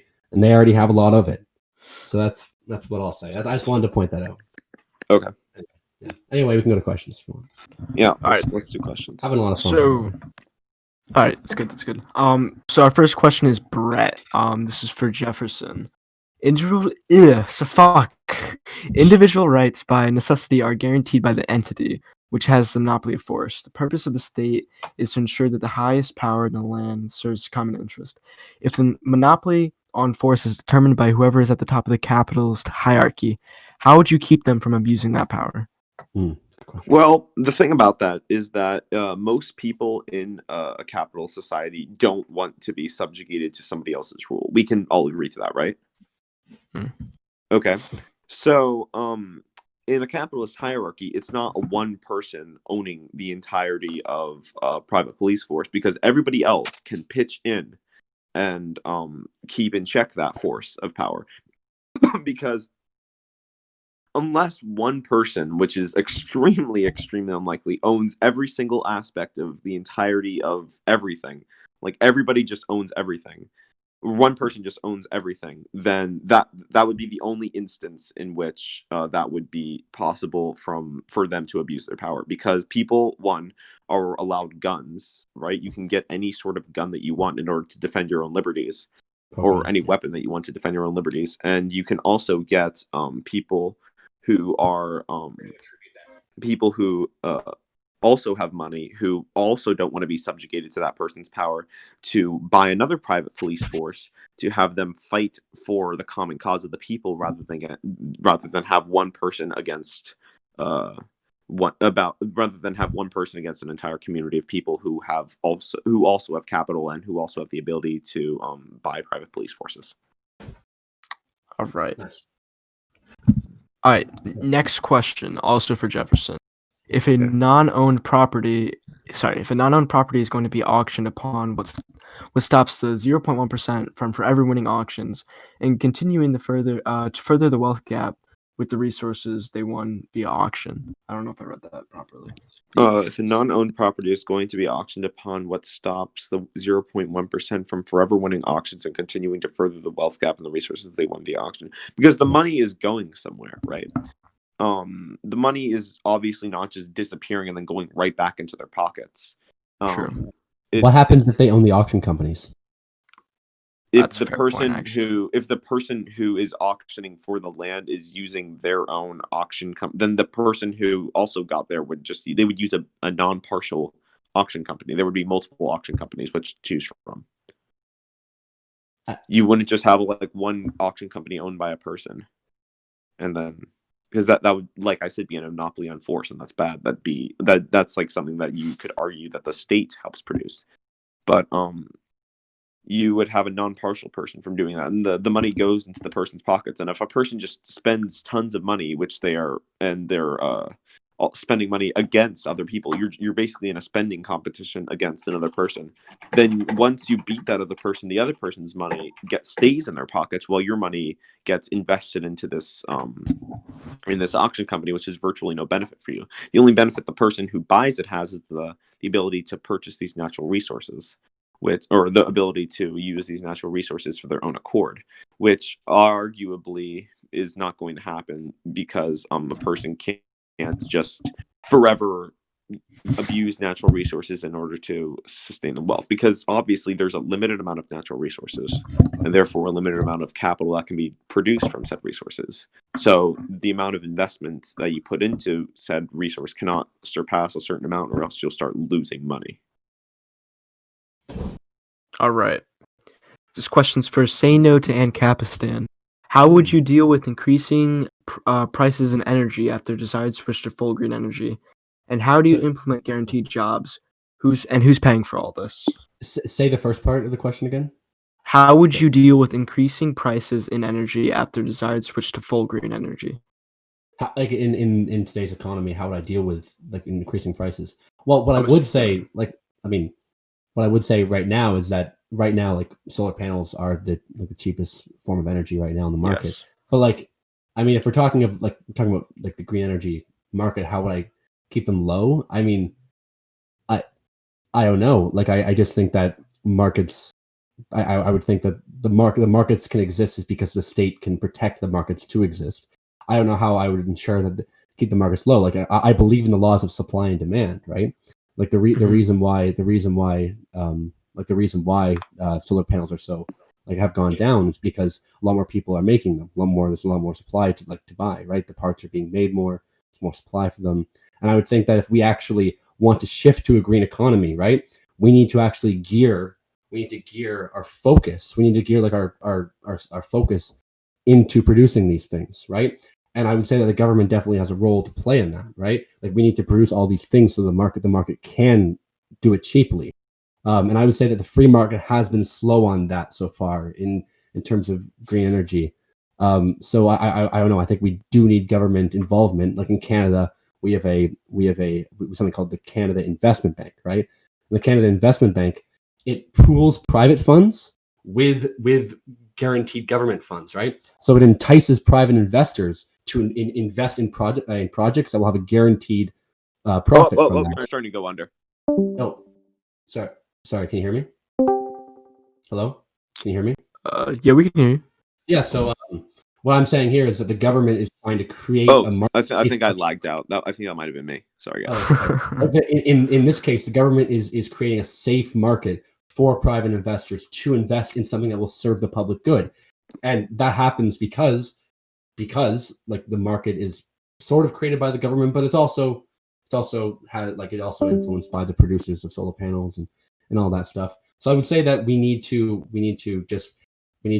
focus our economy to producing these things, and two, we need to convince investors to invest in these things. And then the federal jobs program talked about as well. I'm very pro federal jobs program. I think that everyone that wants to work should work. I think that productivity should never be wasted. If somebody wants to work, they should. And how I would implement that is, obviously I would have government programs, but I would do it on a more decentralized level. I would have different levels of government doing that, and how I would pay for it. I would tax people. I would tax the rich and also like people. But yes, I would tax the very wealthy in order to pay for the federal jobs program, and I think that will benefit everybody, right? Because if everyone's working, everyone's making money, more aggregate demand. I'm a Keynesian in that sense. If there's more aggregate demand, then the capital owners have a purchaser. They'll actually be consumers that will buy the product. So I think that this federal job program, not only does it create better community, not only does it make people happier, not only does it, like the human aspect of it, people can work, it also benefits the capital owner in the end, because there's actually aggregate demand, which we're struggling with today in the economy. So I would say that I would tax the rich to pay for the federal jobs program. I know you guys might not like that. It's my opinion though. And yeah, so that's my answer. All right. Another one for Jefferson. Without a central authority, it would theoretically be possible for a corporation to beat people up on a daily basis, unless you pay for a fee to not be beaten up. Is your solution for this for another corporation to step in and stop them, also for a fee? If so, is this not just a de-evolution into gang warfare? I think he's lagging out. It's a good one, Brett. Go. Sorry, I was lagging out too much. Did you hear my question? Oh no, okay. I didn't hear your question. I just heard the finishing statement of AnarchoCapitalism. So this is a question for you, Jefferson. Without a central authority, it would be theoretically possible for a corporation to beat up people on a daily basis unless you pay a fee to not be beaten up. Is your solution for another corporation to step in and stop them, but also for a fee? If so, is this not just a de-evolution into gang warfare? Well, here's the thing: if a corporation paid people or created a fee to not be beaten up, that'd be a violation of the non-aggression principle. And you also have, like I said, access to all your own guns in order to prevent your liberties from being violated. But yeah, if theoretically, in this slippery slope fallacy that you have created, where a corporation pays people to beat up other people, or pays its workers to beat up you if you don't pay a fee, then I mean, I guess the only way that you could stop that would be from either defending your own liberties via a gun that you bought yourself, or or hiring a private police to defend you, or having the community who is being affected by this purchase a private police in order to defend themselves. And I mean, I doubt that would happen, and if it did, it'd probably be solved systematically through purchasing or defending one's own rights through self-defense. All right. There's a lot of messages, so I just have to find the next question. Technium asks, why hold an auction? Send your take the. Oh, cutting out. I'm cutting out? You were cutting out there for a second. Okay. Why hold an auction at all when you can just send the land? This is referring to like the auction questions earlier. Oh, wait, say that one more time. Why hold an auction at all when you can just send your militia in and take the land? Well, if NAP. you, I Sorry. mean, if let's say you were just some dude who came to the island and you said, "Wow, this is a new island," and nobody else was there, right? Then you would and you say, "Yeah, this land is mine. I claim this land," and you form a land deed that says it's your land and it declares your land, and you would sign a land deed with a private militia in order to declare that is in fact your land. So if a militia did go on your land, then it would be a violation of the NAP, and you could call upon the militia which you signed your land deed with in order to fight the militia that invaded you. But like I mean, like I said, these are unplausible things that are going to happen, because if a person does try to do that, it'd be unprofitable for them. Spending that much money on a war just for like an island that has limited natural resources which aren't going to be exploitable as they would be otherwise, they just let the person who had the land sell those natural resources to them, then like what would be the point of establishing a private militia in the first place to take that land by force? All right. This next question, also for you. Who interprets what is a part of the NAP?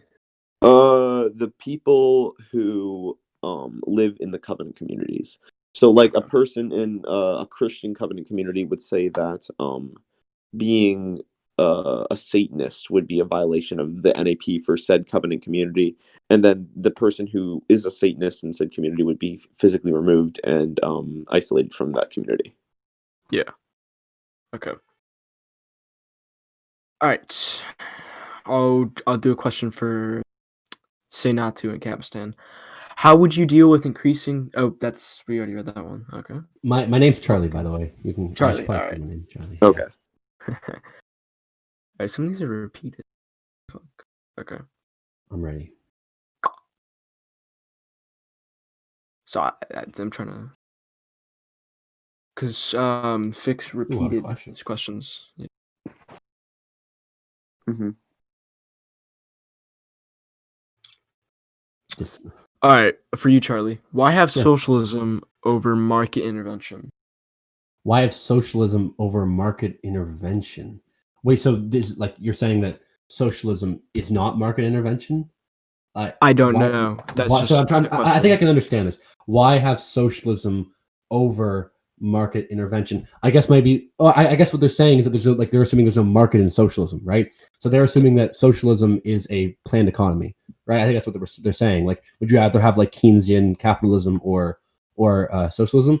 And I would say that we need a balance, right? We need a balance of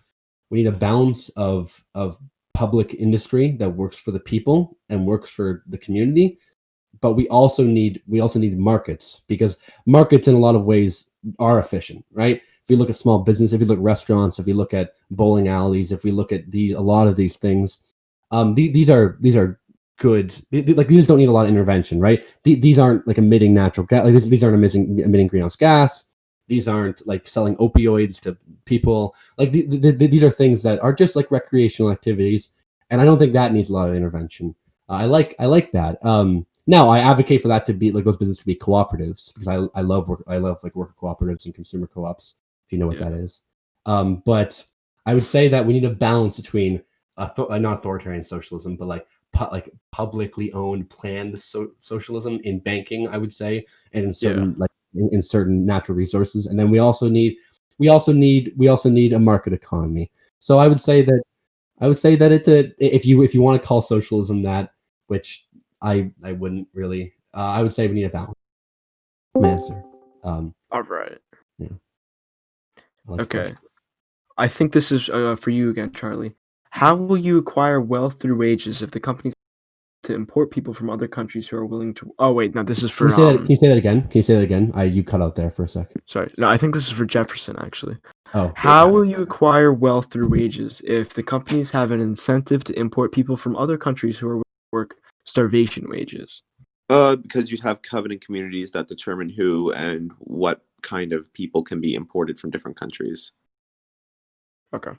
So like you'd have restrictions on immigration based upon the community standards. So if there was a community of people who wanted to exploit Mexican migrant workers for minimal wages, then I mean you could have that, but you would, but like a person who didn't want to do that could just move to another covenant community or establish a covenant community where that wouldn't happen. Could I respond? Yeah. To me, it sounds like your idea of the community is government. It sounds like you're saying the community will decide, right? But how will the community decide? How will the community decide? Yes. Well, the community would decide. Well, obviously, most people in the community would not. It wouldn't be like a democratic vote of who. There would be. Okay. There would be different sectors of the community, for example. Let's say there was a part of the community owned by Christian TM.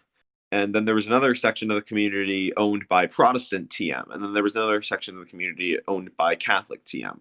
Right? You'd have these specific corporations or private individuals regulating what can go into their section of the community. So you wouldn't have like one community owned by a single monopolized corporation because there wouldn't be taxes. There would be there wouldn't be taxes at all because taxes are a violation of the NAP and people can hire private militias for themselves in order to defend their liberties.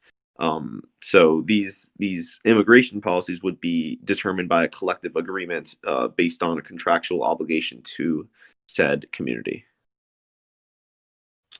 All right.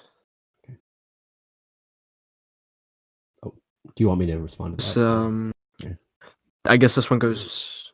You can respond to that, yeah. Oh well, I would just say it sounds like you're saying that economic power gets to decide what the community wants. Am I not right by saying that? No, because people in the community agree to a contract of living. What? Wait, they agree to a contract. Wait, like what if they don't? People in the community would agree to a contract saying these are the standards of the community and you must adhere to this. You know, like laws. Think about it like this. You know, here think about it like this. Like the homeowners association. Yeah. Like they have certain standards that they adhere their clients to, right? Yeah. It'd be kind of like a community-wide homeowners association. Yes, like I'm in an anarcho-capitalist society. Like I'm imagining like a bunch of different gated communities that each have their own like ideologies or way of living, and they each but inside those there's businesses though. Like and they can also trade with other businesses of different communities because it benefits their own little. But there's no democracy in anywhere in this, though. You're saying only if democracy is agreed upon by the companies which own said communities. Like if a board of directors, for example, vote on different things. As we know, like people don't give up power willingly, so that probably wouldn't. Yeah. But yeah, okay, all right, I get it. Anyway, you can say the next question. Okay. Who would determine what land these corporations get, and what is stopping them from forming monopolies globally if it secured them the most control? I think that's for Jefferson. Probably for him, yeah. Yeah. Who would determine what land these corporations get, and what is stopping them from forming monopolies globally if it secured them the most control? Like I said, monopolies are extremely implausible to exist. Like they're actively close to impossible to coming to being. But that's like really the only answer I can give to that. Like who determines what land these corporations get is determined by how much money they are willing to provide for such land, or whether the person who owns said land wants to sell it to the corporation. I mean, it's really all a question of voluntarism. But okay. Charlie, with these questions, you can add to them as well. It just becomes so dangerous. Like not even dangerous is the right word, but so I mean, I don't want to use the word unfair either, but something like it becomes so kind of dystopian when you have the banks who regulate the money, like they're in charge of the money. When you have economic power being complete power, when you have money creating might and force, when that is regulated and controlled by private individuals and banks. Like the banks already own a lot of things. Like the banks already control a lot of areas in our society today. Yeah, banks. I don't like banking. I think banking should be public. I don't like private banking, or at least I don't like the extent to which they're like giant corporations today. So I'm saying it sounds very dangerous when you have whoever has the most money gets this, but also the banks control the money supply. Like that sounds... It's not that the banks control the money supply, because banks will determine what their money is based off of, whether it be like, you know how the American system is now, where like money is based off of the faith and goodwill of the United States government. You know that. Yeah, it's fiat currency. Yeah. Yeah. So I mean, you could subscribe to a bank that wants to have fiat currency, or you could also subscribe to a bank that regulates its currency based off of the gold standard. I'm pro gold standard. Okay, so you're a gold bug. Yeah. That's good. Well, I'm not like a gold bug myself. I just think that a currency has to be backed by something. Like it. Yeah, I think most like libertarians would agree to that, right? Right. I've read, well, the issue there is that, again, there's a reason why the fiat currency came to being, right? It was economic power who influenced that. It wasn't just Nixon saying, you know what, I feel like the money being kind of worthless. That's a result of Keynesianism. That's really what it is. No, it's a resistance. What do you say? A resistance to Keynesianism? Titled The Open Society and Its Enemies, which inspired the Open Society culture of morality. You have to restrict necessarily be proven literally Keynes was part of the truth. Keynes was part of the progress. We have to restrict that post-war their nation, their God sense. At that point, the society would and that contained the gold standard, right? The gold standard was part of that. Truth is, there's no such thing as the Ben Wood system. As you please, of course you can. But from the moment that you are born, you are not defined as an individual. He died in 1946. Yeah, but he's not talking about left the balance between individualism and collectivism that is necessary to live in a stable, free society. Because if you focus only on individualislism, like we've been doing for the last... You mean you're telling me that Keynes was against the gold standard when they were implementing it? Is less socialism to conquer human nature. Stop people from thinking they get to the Frankfurt School. Yeah, you gotta find that. Just what makes a person mind Freudian totally bought that. Congratulations, Keynes was dead. You're a potential died. And the survey questions are totally. Let's actually let me watch the video. So it was. Years, I have had to prophesy evil, but now a great weight is lifted from us. Great tension relieved. There's no danger of the exchange falling too far. There's no danger of a serious rise in the cost of living.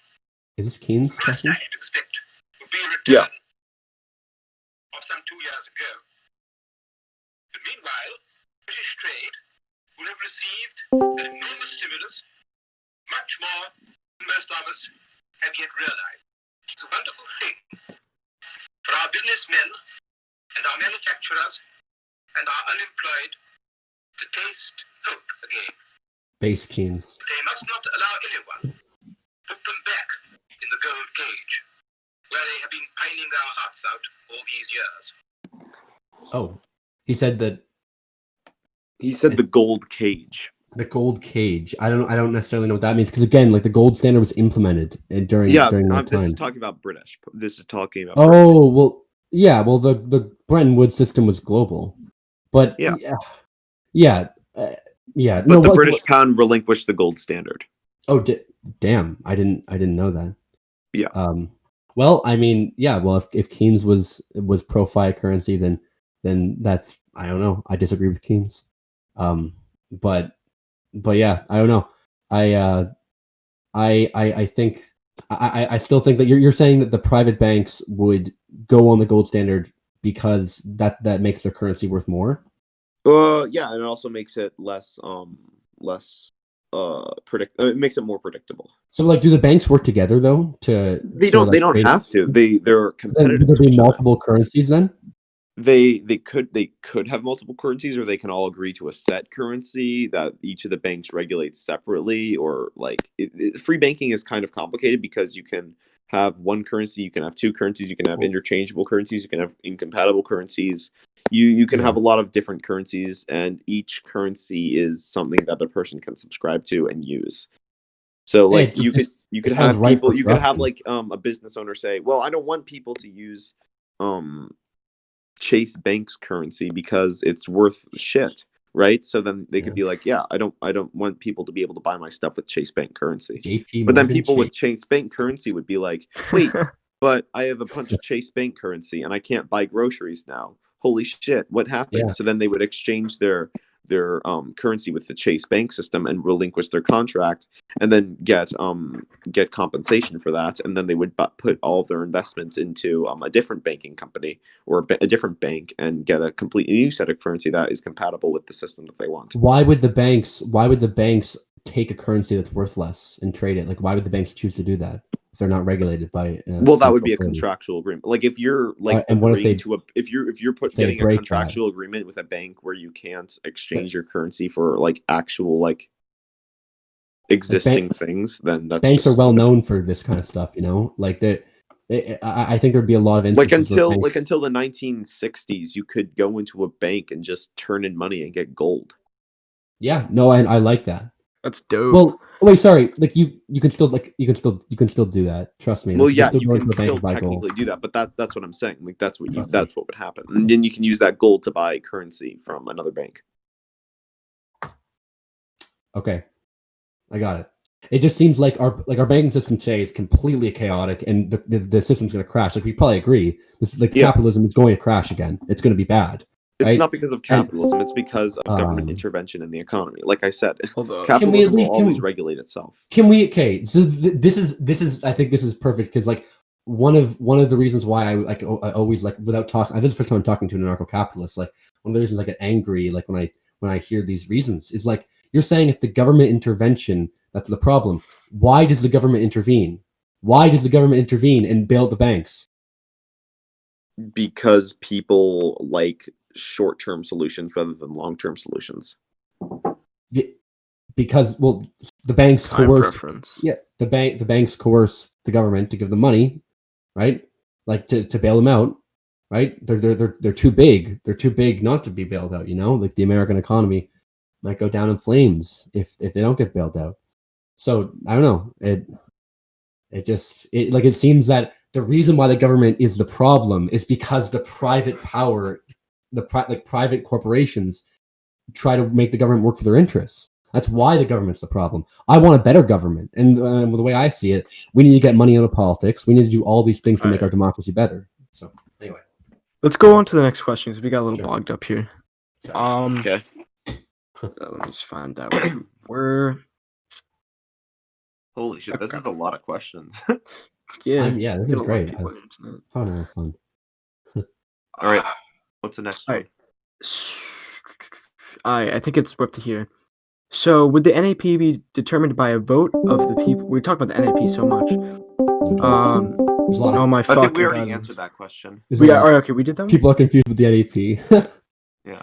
Who is stopping someone from buying an entity of land surrounding a city and charging infinite amounts to keep everyone locked in the city and ensure no roads can link interest with the outside world? That's like a slippery slope fallacy, but like we live in a world where the interest trap why is that profitable?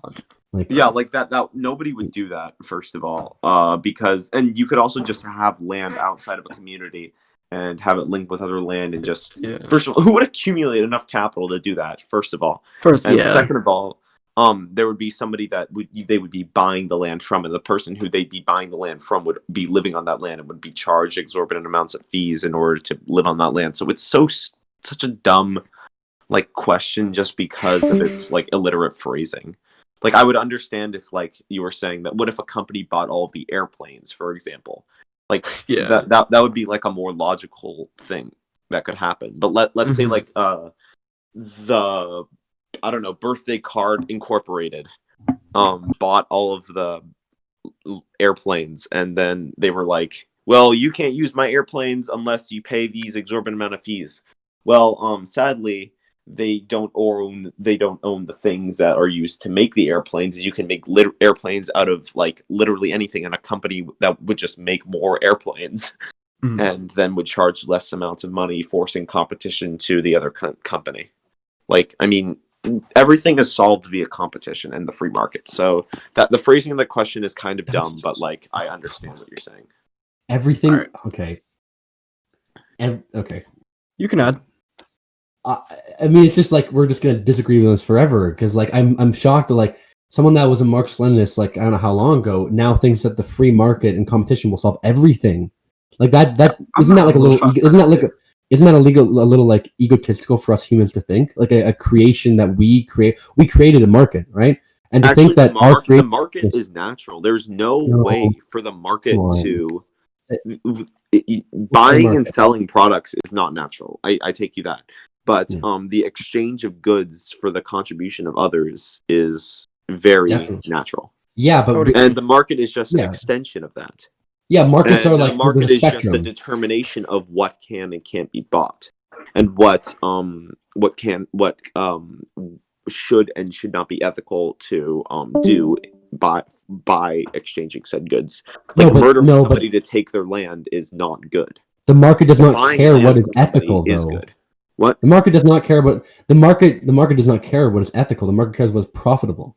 And right? whatever is ethical is okay. And, like the issue here is that the people that decide what gets put on the market are the people that own capital, right? And if they won't stop if the people say like stop. So what happens if that's not true, because a person could just not buy that product or not use that service, and therefore causing that company to be not profitable and fail. Yes, but okay, again, like if we're talking about like contemporary examples, like nobody can just choose, like very few people can just choose not to use oil. Like if that's why they would form covenant communities as to not use oil. That way they can mitigate the damages to their personal being and personal society. I guess, I mean, I don't know how people are just gonna like find a plot of land and do that. They're not gonna. They're like the land that they go to won't already be owned. Like land is a very, very central topic to a lot of like the classical like liberal economists, like David Ricardo and people like that. And he knew that like land accumulation was a problem, right? Like he knew that these things, like that's why he proposed land tax. Like he knew these things were like it's only enough land to go around, and like the wealthy want it. The wealthy very much want it. So I don't know. I don't know if you're gonna like. I don't know if the market just solves that. I think the market can be used in a lot of for good things, but also if it's left unchecked, can lead to economic power being just put in a few hands, and a society with most of the people would have no power, and therefore, I don't know. Therefore, no reason to get out of bed. So the reason for getting out of bed is to provide for the economy and provide for things that are being sold to other people. When you have no say in anything that goes on in your society, when you have no voice, you do have a say because you can advance in the social ladder and gain a voice. Okay, you can advance in the social ladder to gain a voice if the society around you allows you to, right? What I'm saying is, if you provide a valuable service to a company, then they will give you higher wages. That's what promotions are. Yeah, so like the fundamental disagreement here is that I think people should be able to have a voice without being extremely productive, without producing something like of extreme value. Like I believe in democracy for the homeless. I think the homeless should be able to vote. Right? Why should the homeless be able to vote if they don't provide a meaningful service for the economy? Because like, what is a homeless person doing that is productive? Again, okay, so so I've talked to a lot of homeless people. They would love to have a job, right? But they can't because nobody will hire them because they're homeless, and because there's no jobs, especially right now, like where I'm living. It's not good, right? So then what happens? What I'm saying is that your worth isn't like this. It's just a different philosophy. Like I don't see worth in. I don't see worth. Like there's definitely some worth in being like a doctor, definitely 100%. Like, and we need to make a society that allows people to be doctors and stuff, and like educate them well.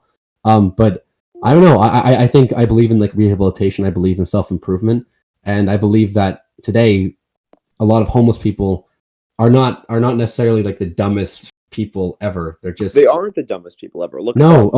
Please go outside and talk to being homeless to going to Harvard. Okay, that's a good example. That's like the top. That's the top of the food chain. But like I think we should have dignity and respect for the people that are like in the middle. You know, in like not the most genius people ever, not the best doctors ever. But I don't know. I think. They deserve respect, of course. That's what natural rights are. They don't have respect. The right to life, liberty, and prosperity. I mean, see, that's a human creation, though. Yeah, it's a human creation, but but it should be a natural given. It's a human creation that nature gives upon us. It's a human creation. Nature doesn't give us like we create rights. You know who creates rights? The government does, right? The government writes a constitution that guarantees rights to people. I wouldn't necessarily say that's rights. Yeah, like restrictions and abilities. Restrictions upon rights. Like if you're talking about like creation of rights, yeah, like if the NAP didn't exist and we were just living in like a complete social Darwinist society, then yeah, I mean, you could argue that would be terror. Like that would be like the complete opposite of what anybody ever would want, right? But the NAP is a social creation, right? It's a creation, so somebody has to somebody has to create it, right? It's a creation that maximizes the ability for people to achieve greatness and achieve productivity. And I would argue out of that the NAP is good, and the only way to achieve the NAP and the only way to achieve the NAP is from an authority, right? An authority, like a political authority, right? That's the way. This gets us into the state one. Oh shit! Whoa, the state one, yes. Yo, this is like a perfect segue. You got on a Segway and rolled down a mall ramp.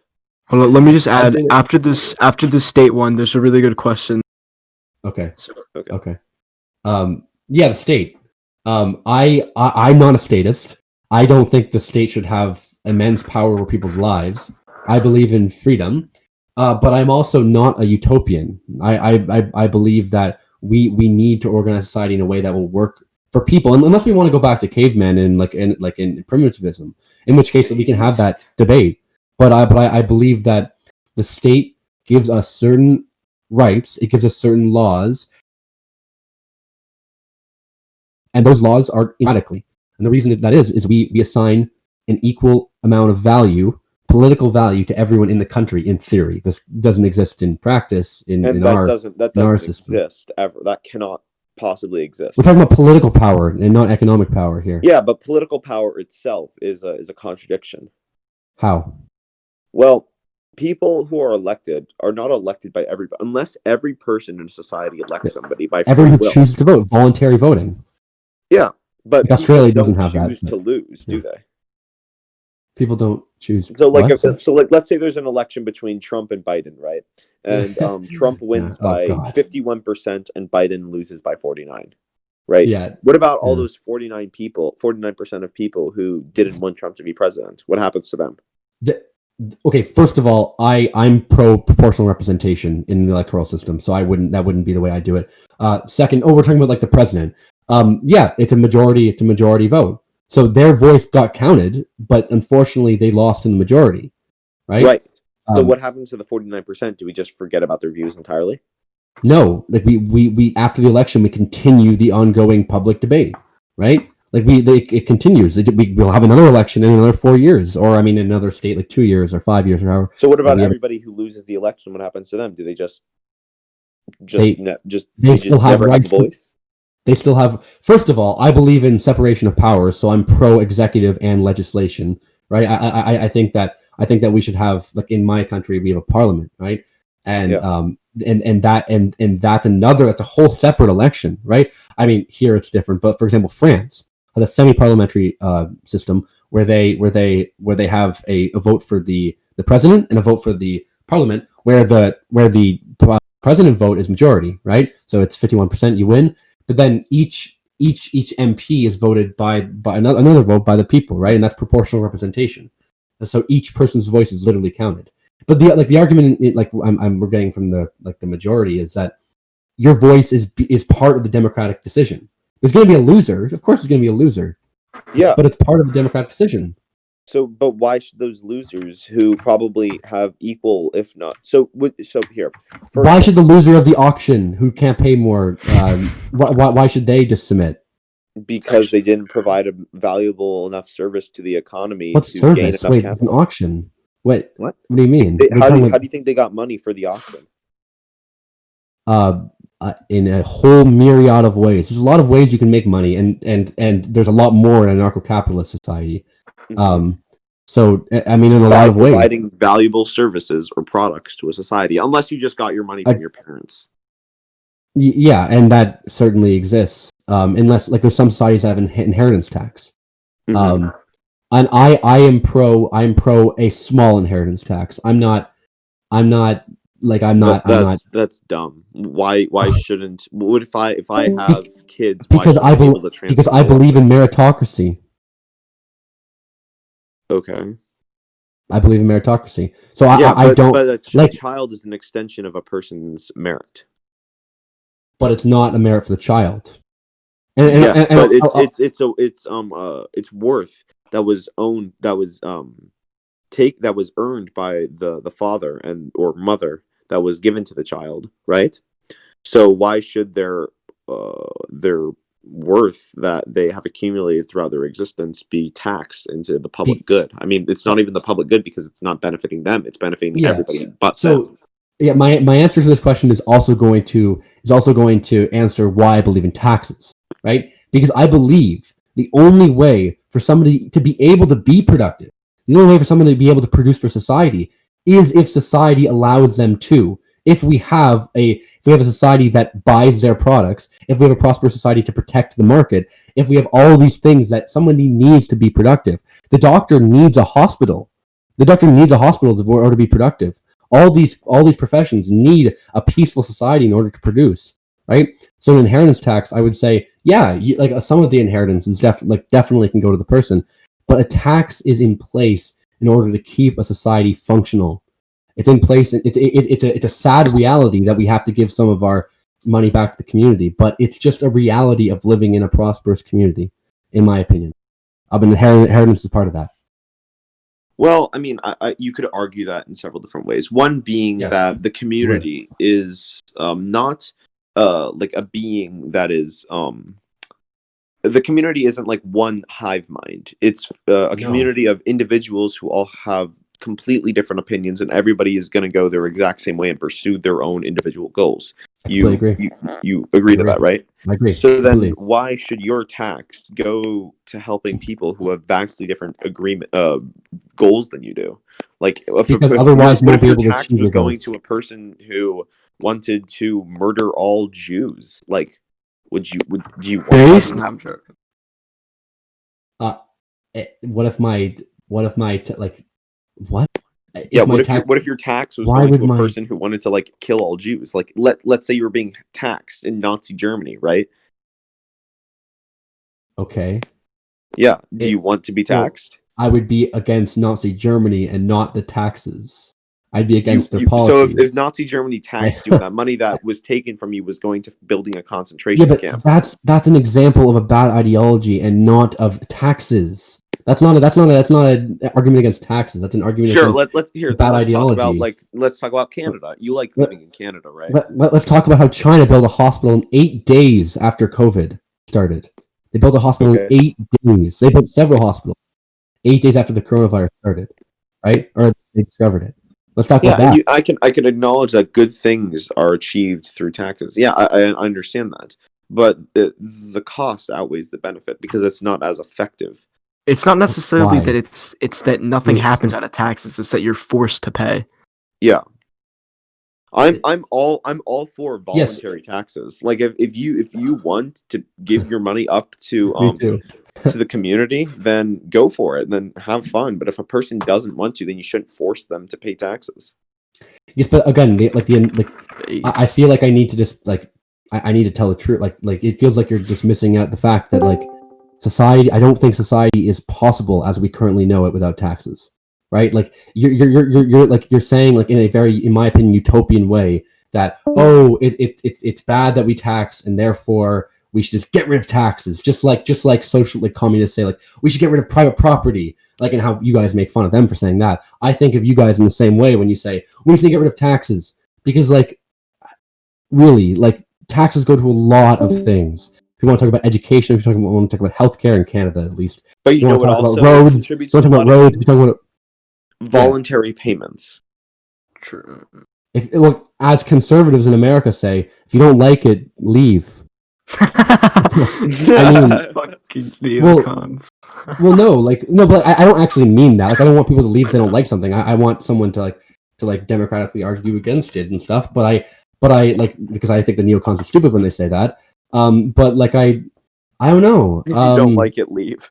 No, well, no. Like I mean, but like again, like all societies, right? Or at least a lot of societies. If you want to talk about Rome, if you want to talk about like any feudal society, were built from taxes. Now, I'm not saying that I agree with feudalism, but I'm saying the alternative would have been. I mean, would have just been a bunch of small agricultural, because like we had probably had the agricultural revolution before taxes, like I would assume. So like we would just probably have like a small group of agricultural like communities and living and doing other things, and I don't think there's anything wrong with that. I just think that taxes are a necessary part of our society. It's not a necessary. The thing is that capitalism will lead us to a place that is honestly better than anything that we have right now, because it creates honestly a degeneration of things that are bad and a progression of things that are good. Things that are bad get weeded out, like a sort of natural what's that? It's like kind of Darwinian in a sense, that the strong survive, with the strong being those who provide a special product to the economy rather than a person. You're cutting out. Yeah. Oh, now am I? You're yeah. fine. So, but like you basically just said like might equals right. Like whoever's most might powerful. does not equal right. It's well, that's here. Let's form this in a different way. Let's, instead of saying might equals right, let's say service or product to the community makes right. Service product to the community makes right, but service and productivity equals might in your like ideology. Most productivity. I mean, theoretically speaking, like in the hypothetical, you're saying the most productive will be the most profitable. That equals might, and then that means that might equals right. It's like it's a cycle, right? I mean, does that not follow? If you're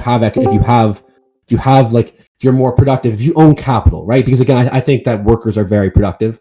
I personally believe that workers are very productive, and they don't see a lot of the return. Actually, their wages have gone have gone down in the last 40 years. That was a plan. Oh, are you going on a tangent of surplus value? I'm going on a tangent about neoliberalism. Going on a tangent about the stagnation of wages compared to corporate profits. Corporatocracy, but I mean, how does that not exist in anarcho-capitalism? Because corporations exist because of intellectual property. That's the reason most corporations exist. And it's because people. Okay, let's see. Like here's an example. Let's say Edison invented the light bulb, right? The light bulb, right? Yeah. Okay. And he created a really shitty light bulb, but he made a patent so that people cannot innovate off of his light bulb. He is the sole owner of said light bulb, and he is the only person who can possibly innovate on that light bulb, and the only person who can produce that light bulb or give contracts for people to produce said light bulb. Yeah. Like, when you eliminate that aspect of existence of people who create something being only owning it, like if a person creates an idea, then it should be the community's job to innovate on it and progress technologically and progress intellectually, rather than a sole person gaining from said product. Yeah, I don't know how I feel about intellectual property. I'd have to think about that. The Edison point, I'd have to think about that. But like essentially what you're saying is that because of free market competition, there won't be oligopolies or monopolies. Is that the premise? There won't be oligopolies because people will own these corporations. It's not like some robot owning these corporations, charging taxes on its people, and then saying, well, you know what, I own everything now, and you must submit to me because I own everything. That's not the point I'm trying to make. The point I'm trying to make is that people have the freedom to do whatever they want and establish whatever kind of business they want and establish whatever kind of service or product that they want to contribute to the community without having it be negatively resisted by government, taxes, and coercion. Again, so I would argue again those government taxes are necessary, but I would also say, like, in my perfect society, people are free to start the businesses they want to, as long as their business is not harming the public good. As long as that business is not like a hitman business, or I mean a business that emits like methane into the atmosphere, right? Like a hitman business would not exist because it's a NAP. violation of the NAP, like I said. yeah. So Unless the hitman business was, we could get back still- into the NAP debate. That takes unless like the NAP is a principle that everyone on Earth has to follow. Everyone on Not Earth has to everyone follow on the Earth, NAP. Yes, because there's gonna be private nuclear bombs, right? There'll be private nukes. Covenant community would have a different definition than they. Well, like what I'm saying is that That would only be applicable in that community. What I'm saying is that since there are going to be private weapons, private nuclear bombs, private military, everybody theoretically will have to follow the NAP. And what I'm saying is that is utopian. That's what my argument is, that society and people are more complicated than that. You're not going to coerce these people into following an NAP. It doesn't work for them. So why do people follow laws now? Why do people follow laws now? Well, I mean, not everyone does. Right, so then those people who don't follow laws get sent to prison, and you know what happens after they get sent to prison? They come back into society. You know what most people do after they come back into society? What? They commit more crimes. Really? I'd love to see stats on that. Okay. Like the people that will like, just like I don't know how many people commit crimes after they get let out of prison. I have to see, like, Let's see that, but do we see. I think the point was I know people are, that goes towards my argument. I realize that people 45% of people commit crimes after the first year of release. Is there a way that can you send that to me or somewhere? Yeah. Here, it's bjs.gov. I'll copy the link for you. Where should I post this? I actually don't know where to post I'm this. inept with this is my first Put it in time text debates. Text debates? Yeah, okay. I'll put it in text debates. There you go. Hey, could we I found it. cycle on to the next topic here? Sure, yeah. Okay, so my point. my point was basically that my argument supports the fact that people are going to break laws. That's why we have that's why we have an authority to deal with those people. They are going to break. That's like the minarchist point of view. Like, I'm not a minarchist. I know.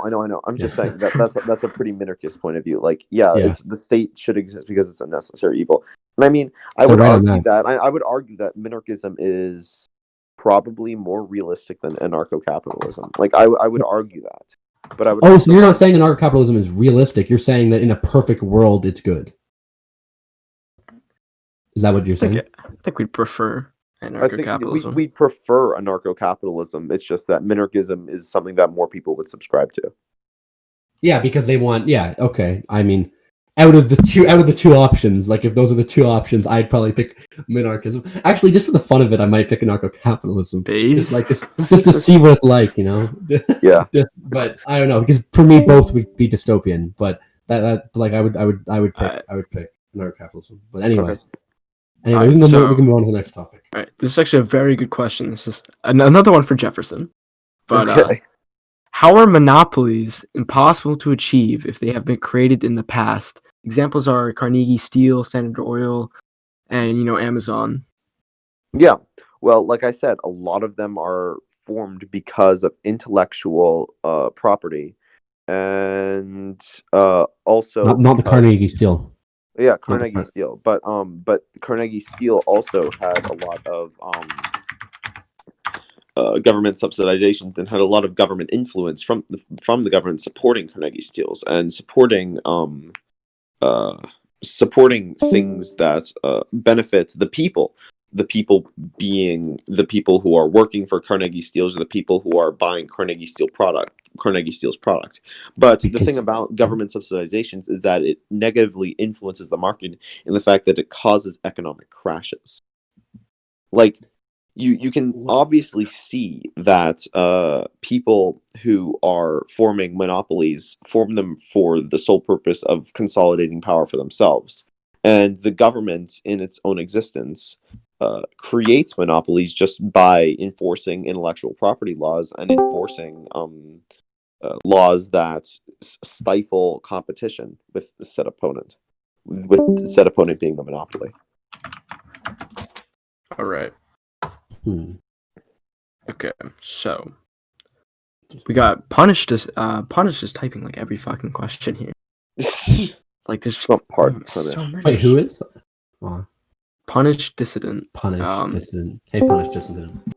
Oh my god, punish! You're writing so many. Punish. Wait, where do I see questions? Can I see questions? It's Or? in text It's in debates. text debates. True. Okay. Yes. Oh wow, there is a lot of questions. Yeah. Yes. When Punish. corporations band together to use their privately controlled institutions to create a regressive consumer society. We've already discussed they could do this forcefully. What's stopping them from being subversive and creating a dystopia? Oh, so like basically like Fordism.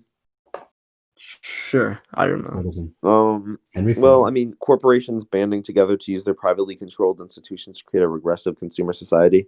That wouldn't happen just because corporations don't own everything, and that would literally only happen if every single corporation that could possibly oppose another corporation banded together and said, "Yeah, this is what we're gonna do to regress society and benefit ourselves." Like that's completely unrealistic. That would be like if every country on earth was like, you know what, let's just make it so that we all stop fighting wars, right? And we also create it so that nobody can do anything that isn't in our laws, and we'll just execute everybody who doesn't follow our exact laws, and we will have a set amount, we will have like global laws that make everybody unhappy. That's like the equivalent of that question. They all have the common interest of making money. They band together today. Well, yeah, they all have the common interest of making money, but what stops another corporation from coming in and just saying, here, I'm going to create an innovation that progresses society, instead of creating terrible products that other corporations collectively agree on? Like, that's so dumb, because it advances, because the individual's wants and needs are often to the benefit of the community. Like, if you look at Amazon, for example, like, yeah, Jeff Bezos has a lot of money, but you know what he also created? Amazon. And how many of you use Amazon every day? A lot, right? Never shop. Well, not you, of course, because you're like a socialist, but like most I'm people, not a socialist. Okay, I kind of am. But most people use Amazon. Would I be wrong to say that? Yeah, because it's cheaper. Because yeah. You also would say that a lot of people use eBay too, right? But sure, yeah. Do people like monopolies are able to Amazon more? Which monopolies are able to do things cheap. Or they're able to make things cheaper. They can expend more money in order to keep things at a lower cost. But you can also see that with small businesses, because there are lower things to actually spend money on. Like a monopoly would have to manage everything and spend money on keeping everything in order. They're making more profit, though. They're making more profit. Yeah, they are making more profit, but a person could just establish another company that provides the exact same service at a better price. Hold on. Yeah. But to add to what he said, sorry, I missed a part of this. What prevents companies from banding together if that route gives them the most money and power when it has been done before? Like the Gilded Age with Carnegie and stuff. It cannot be done because a person can just establish another company in order to compete with them while providing the exact same product. Like, think about it. Like, look at Bell, whatever it was called, Bell, Ma Bell. Yeah, Ma Bell. That was what it was called. It was a monopoly in the 80s that got broken up by the government. And they had, once they broke up, they had an agreement with like every other electrical and cable company in the area that made it so that everybody got like an equal share of the wealth, and they could all advance in a way that benefited them all. And sounds like a good intervention from the government. Yeah, it was a good intervention, but you know what?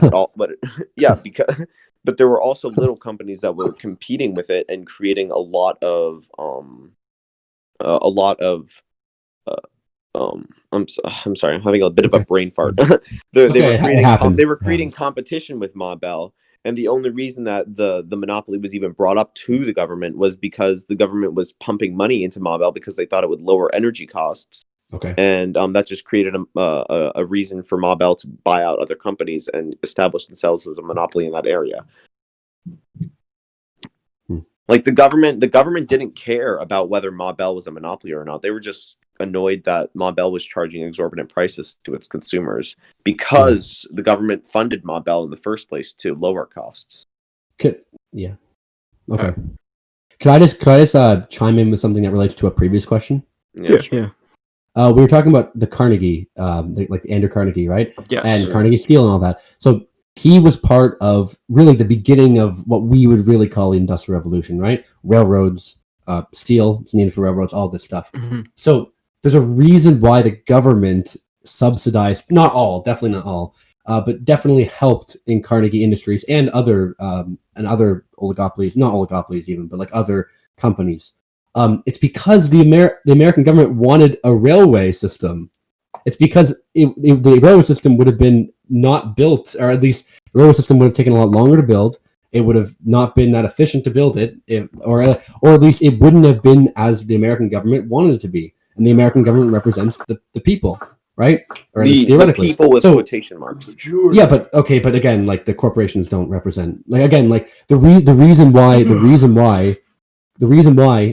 they subsidize partly Carnegie and other steel producers is because they wanted a railway system. It's because they wanted America to be a prosperous country, which it then turned into. There's a reason why the government did that. It's because they wanted. I already said it. It's because they had a plan for making America the real first or maybe like first or second or third real industrial nation. Making America great. Well, yeah. So Trump is trying to rebuild the railway system? Question mark. No, like well, I said, there's a reason usually for the subsidies, and usually the reason is for the public good. Yeah, usually, like Keynes said, in the long run, we're all dead because in the short run, we all like living in the short run. That's why governments, when they subsidize, they lower costs and they increase productivity in the short term. That I 100% agree. I completely agree in that aspect that government subsidization solves sticky wages. It solves economic stagnation. It solves like economic decline in certain areas, like after World War II. And it solves spending. A lot of post-war and after depression issues caused by a lot of things that are having to do with or represented by capitalism. Like, I agree with that. So, but I also agree that those problems are not because of capitalism. I agree. I think that those problems are because of interventionist policies done by governments in order to create problems, which they then blame on capitalism and use their own power to subsidize corporations consolidating power in those corporations, which then benefit the government because the corporations are representing the government because they're receiving subsidies from said government. And then the government and the corporations get intertwined, and then you become a corporatocracy where everything is run by the corporations and the government, and there is no private small businesses to contend with either because they're just being bought out with tax dollars. Like what happened in 2008. You're stuck in a cycle, right? Because my claim, which I don't know if you've agreed to, like you're an anarcho-capitalist, you probably wouldn't. The claim being that the state helped create capitalism. The capitalism needs the state to function, and therefore any capitalist system is going to have the state in it. Meaning that if you're saying it's the state capitalist system, any functioning capitalist system, not any functioning capitalist system. Okay. Well, do you know why? Do you know why Keynes did what he did? Keynes was actually very capitalistic. He liked capitalism. He did what he did because he wanted to save capitalism. So did FDR. Like these people wanted to save capitalism, right? Like there's like the story that I've heard a lot from the 1930s, right? And it goes that there were millions of trade unions, socialists, communists, cooperatives, all these people that came to FDR with the representatives and said, hey, if you don't help the people that are starving right now, we are going to revolt, right? So the people in that country said, the government has to intervene because if the government doesn't intervene, we're going to starve. And that's the case. Like the government, if we want to help people, sometimes in a capitalist depression, the government needs to intervene. So but do you know what directly preceded the Great Depression? What? The World War One. World War II. Oh, sorry. Before that, you mean? Yeah. Yeah. World War One. Yeah, and why was... Yeah, okay. And why was... that was caused... You know why the Great Depression happened for a lot of reasons? I mean, there was a bubble in the stock market. Yeah, one of the reasons, but there were other reasons too. There were two main reasons. One, a bubble in the stock market. And two, because we spent so much money on war that we increased taxes for everybody, So then when the war ended, then we had all this money that was going to the government and that was being distributed into corporations that they thought would benefit the people. But when those corporations failed, then the stock market bubble burst. And you know what happened? The Great Depression hit. That sounds all good, but I don't know. Like, the government just gave money to corporations, like it. I don't know. Yeah. The government gave tons of money to corporations after World War One. You can look at that with the. Yeah, I wonder why they did. I wonder why government gave money to corporations. Because it was maybe the corporations enticed them to. Like I said, I agree that the government giving money to corporations is beneficial in the short run. I 100% agree to that. But in the long run, it fails completely. It crashes the economy. I'm asking you again. Like, I ask you why the government gives money, and I'm saying the private sector. The private sector has the government doesn't say, hey guys, I know you don't want it, but just take our money. The government, the lobbyists come to the White House and they say, hey, like, we need this cash or else we're going to go out of business. The government gives it to them, right? Bail out so it's economic power having two. Government are incompatible. Well, I mean, you're an anarcho-capitalist, so you don't want any political power. But the argument against capitalism is that economic power leads to the extreme economic power leads to the people with economic power having political power, right? Well, economic power only happens when people produce a valuable resource to the economy or produce a valuable service or product to the economy. Because if they didn't produce a valuable service or product to the economy, then they would be outcompeted by other businesses. Okay, sure. I mean, again, like, I don't have the same like consumeristic mindset of like the market should dictate. Whoever's productive should rule. Like, that's not how I act, you know? That's not how I think. So it's just different in that way. I think we just think differently. All right. Next question. Yeah. All right. Let's see. We were at. Why do we need homeless people? We're back to the homeless people one. Why do we need homeless people? A certain amount of unemployment. Sorry. Yeah. Why do we need homeless people to vote when they can't even make the best decision for themselves, and how would they for society? That's a question for me. I don't know. I'm assuming probably for me. And like, yeah. Also, an add-on to that is a lot of homeless people are druggies and/or addicts and are clearly not in a good mental state. That's from Punished.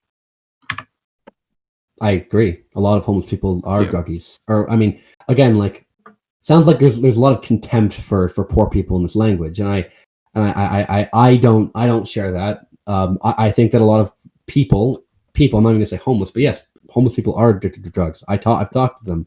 They are addicted to drugs. They don't know how to get off of it because drugs are very, very addicting, right? So I would say that, yeah, people have issues. Homeless people, they're put in a position where they're homeless, and they do drugs, and it's very hard. It's very hard in a capitalist economy where you don't have like government subsidized or community subsidized rehabilitation programs. It's very hard for them to get better. In addition to that, there's never enough jobs to go around in the capitalist economy. Capitalism needs a certain amount of unemployment. For one, because of inflation. If we have full employment, it's a known economic fact that if we have full employment, then inflation rises. Two, when there's unemployment, the capitalist class has power. This is because they can always just they don't have to treat their workers well. They can just they can just hire more. They can just hire more people, right? Like the capitalist class has power when there's not full employment, and they don't when there is full employment. And what I would say is that homelessness is a product of that. Homelessness is a product of we need a certain amount of poor people. That philosophy, that economy that's based around the need for an unemployed person. So I would say, yeah, homeless people do make some personally bad choices, but should those choices dictate the rest of their lives? And for them to have no say, like, should someone being homeless not give them a say in how society functions? I mean, I would say I would still give them voting rights because I think they're a human being. I mean, it's a tough question because I think I see poor people in a different way than you do. I don't know. I see them as people that probably have made bad decisions, and probably have been down on their luck before, but doesn't mean that they shouldn't be able to fix themselves and get back up on their feet. Yeah. And I think that they should be able to vote. But like, you asked me for a reason for that, and it's because I believe in human dignity and treating everyone like they're human, and I believe that that's what democracy is for. Yeah. So that's what I would say. It's an emotional answer, but at the end of the day, like we're emotional beings. So that's what I would say. Yeah, we are emotional beings. You're right. But I think that people who cannot make decisions based on rationality should not be able to affect the lives of others. That is rationality is kind of define rationality. I mean, like again, like is seeking profit is seeking like mass amounts of profit rational? I mean, it's self-serving but is that rational? I mean, the homeless person has done a lot less damage to the society than the executive of ExxonMobil, who is Rockefeller. But I don't think so. Well, that's also because ExxonMobil is owned by is heavily subsidized by the government. You know that, right? Yeah, no, I understand. Like I said, look at the amount of emissions ExxonMobil is putting out. They're increasing their emissions in the next 10 years. Mm-hmm. And you know what else is increasing in the next 10 years? What? Government subsidization of oil. Yeah, because the oil bankers control the government. Yeah, and you know why? Good. Because that's so stupid. No, I know that's so stupid. I agree that's so stupid. But the solution to that is not keeping the economic system that allows that and just throwing away the democratic state. That's not the solution that I come up with when I see that. I don't know. I have respect for human beings with the homeless question, and I don't know what rational really means. So I think they should be able to vote. Well, I think voting in general is irrational. So I think in the context though we're talking is that if we were in a society with voting, not that like you disagree with voting, because like I agree with that too, but like in a society where people vote to elect leaders, I think is the context to this. Yeah. Okay. Well, in that case, then I believe that they should vote because all humans should deserve the right to vote. Yeah. Okay. So we in that case. Both of you agree on that. Hey, great.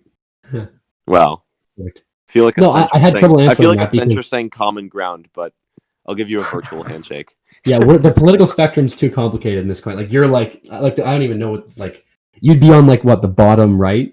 Yeah, probably. And I'm like I'm probably somewhere like pretty far left, but in the middle of like in between the line and the bottom green, probably. Yeah. So I don't know. I've done the test. I'm around there. I think the test is pretty tough. Yeah, it is. It's so objectively stupid. We could agree on that. There we go. More common ground. Anyways, what's the next thing? Again, on poor people. Wouldn't a poor community not need inheritance tax? Why should they be taxed if their parents left them with debt and poor living conditions? If you want meritocracy, should we strip rich kids of property and wealth rights? So like yes, I like meritocracy. I don't think that the kids like inheritance is not inheritance of debt. Like I'm talking about inheritance of wealth and of capital. Like that like I don't know where the debt thing came in, but I think that I would have a progressive inheritance tax. So if people can gain debts, then why can't they gain money? People can gain debt. If people can gain money, then why can't they gain debts? You agree that people should be able to pass on at least some of their money to their children, so why can't they pass on at least some of their debt? What happens right now if someone dies in debt? Like what happens? I don't even know. What happens right now? Your debt gets passed on to your parents. That happens right now? Yeah. Really? It happens oh my god. Okay. Oh, I mean that's actually tough. Because like that's well, it depends on the contract. Because like most often it goes to your parents or another family member. I mean, I don't even really like the concept of debt that much, but like the thing is like that's really tough. I just like again like actually I think there's in a lot of things it goes to your insurance company. Oh, the insurance company, of course. So yeah, like I think I would say that because if we're going to uphold a meritocracy. Oh, okay, yeah. So I'm reading about it right now. So if you don't have insurance, it goes to your parents. If you do have insurance, it goes to the insurance company. That's okay. Well, anyway, because I believe in a meritocracy, and I believe that passing on debt doesn't passing on debt doesn't create a meritocracy. But tax. No, I'm not for a 90% inheritance tax. What I'm for is some sort of progressive inheritance tax. Where the very, very wealthy have to give a portion, not like a smaller portion of their inheritance. And this is under a capitalist system. A small portion of their inheritance to the government in order to one obtain a meritocracy, a better meritocracy, and two, give the government more resources to serve the public good. So that would be my reason for that. And the question was talking about debt, because I don't think that passing on debt helps in creating a meritocracy or serving the public good. So, but you do think that passing on wealth does, in a sense. I think passing on wealth is somebody that earned their wealth. I mean, in a capitalist economy, I would put that in quotations, or earn their full wealth. They're just passing on to their child who we can admit didn't earn their wealth, right? Their parent earned it, right? So what I'm saying is I understand the idea of incentives. I get the idea of incentives with the parent being incentivized to pass it on. Definitely. I guarantee you a billionaire would still be incentivized to be a billionaire if they passed on 80% of their wealth instead of 100. I guarantee you that. So incentives, I don't think is a good argument. So I'm in favor of that because it gives more resources to the communities and it creates a more functioning meritocracy. Whereas today it's kind of a joke to talk about meritocracy. Yeah. So yeah, that's what I would say. All right. Cool. All right. Are we on to the next question? Mm-hmm. I don't know if there are any more. All right. Well, Yeah. So you said closing. This has been going on for a while. We talking about closing statements. Yeah. Let's talk about Definitely. closing statements, and then we'll go into post truth. I'm excited for the post truth. Yes. So my closing statement. Okay. So my closing statement is going to just probably revolve around the practicality of anarcho-capitalism, because I really do believe, just like people should question socialists endlessly when socialists say that they want a non-hierarchical economy, people do question them endlessly. Like, tell me exactly how that would work, right? I think that it's very much so that we should question anarcho-capitalists when they talk about that. Because, for instance, how are anarcho-capitalists going to deal with the rise of AI in production? How are anarcho-capitalists going to deal with that? Because it seems like capitalism can only function, like capitalism will only be able to survive with the implementation of an UBI after AI, because millions upon millions of people will not be able to be productive because they were wage laborers, and after they're produced with AI, they won't be able to be productive anymore. How is the anarcho-capitalism system going to deal with that? How is anarcho-capitalism going to deal with things like genetic modification, which is becoming an industry right now in some parts of the world where it's legal, but countries like America and Canada have outlawed it to date because it's very, very it's controversial. All these things. How is anarcho-capitalism going to deal with the rise of futuristic technology, like I've talked about? All the stuff that we need to think about if we're talking about practicality.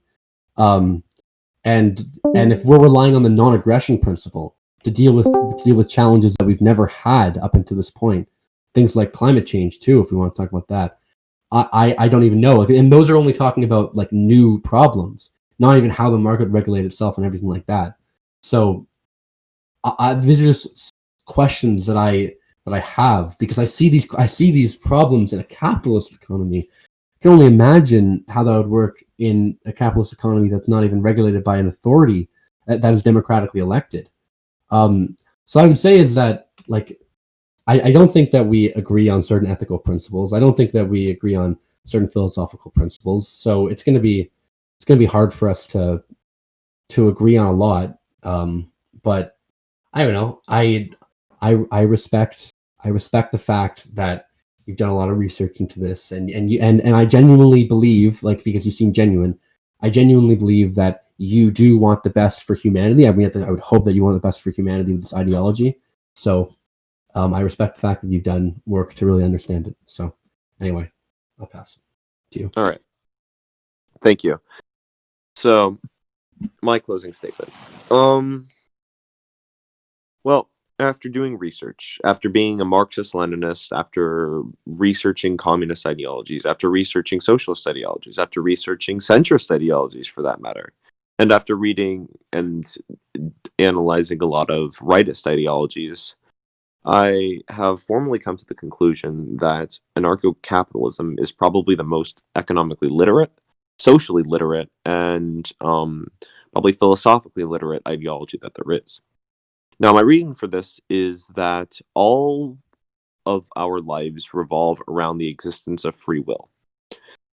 Our free will determines everything from our productivity to our depravity of certain aspects of our lives. Now, anarcho-capitalism lets this free will get let loose in a way that is non-violent and in a way that binds people of all different sectors of the political spectrum, whether it be anarcho-communists, whether it be Marxist-Leninists, well, not Marxist-Leninists because they want to establish a state, but like anarcho-communists, centrists, people who don't really like politics and just want to function in a society. It binds them all together in a way that creates it so that we can all freely express our opinions and freely exist in a society that is unimpeded by coercion.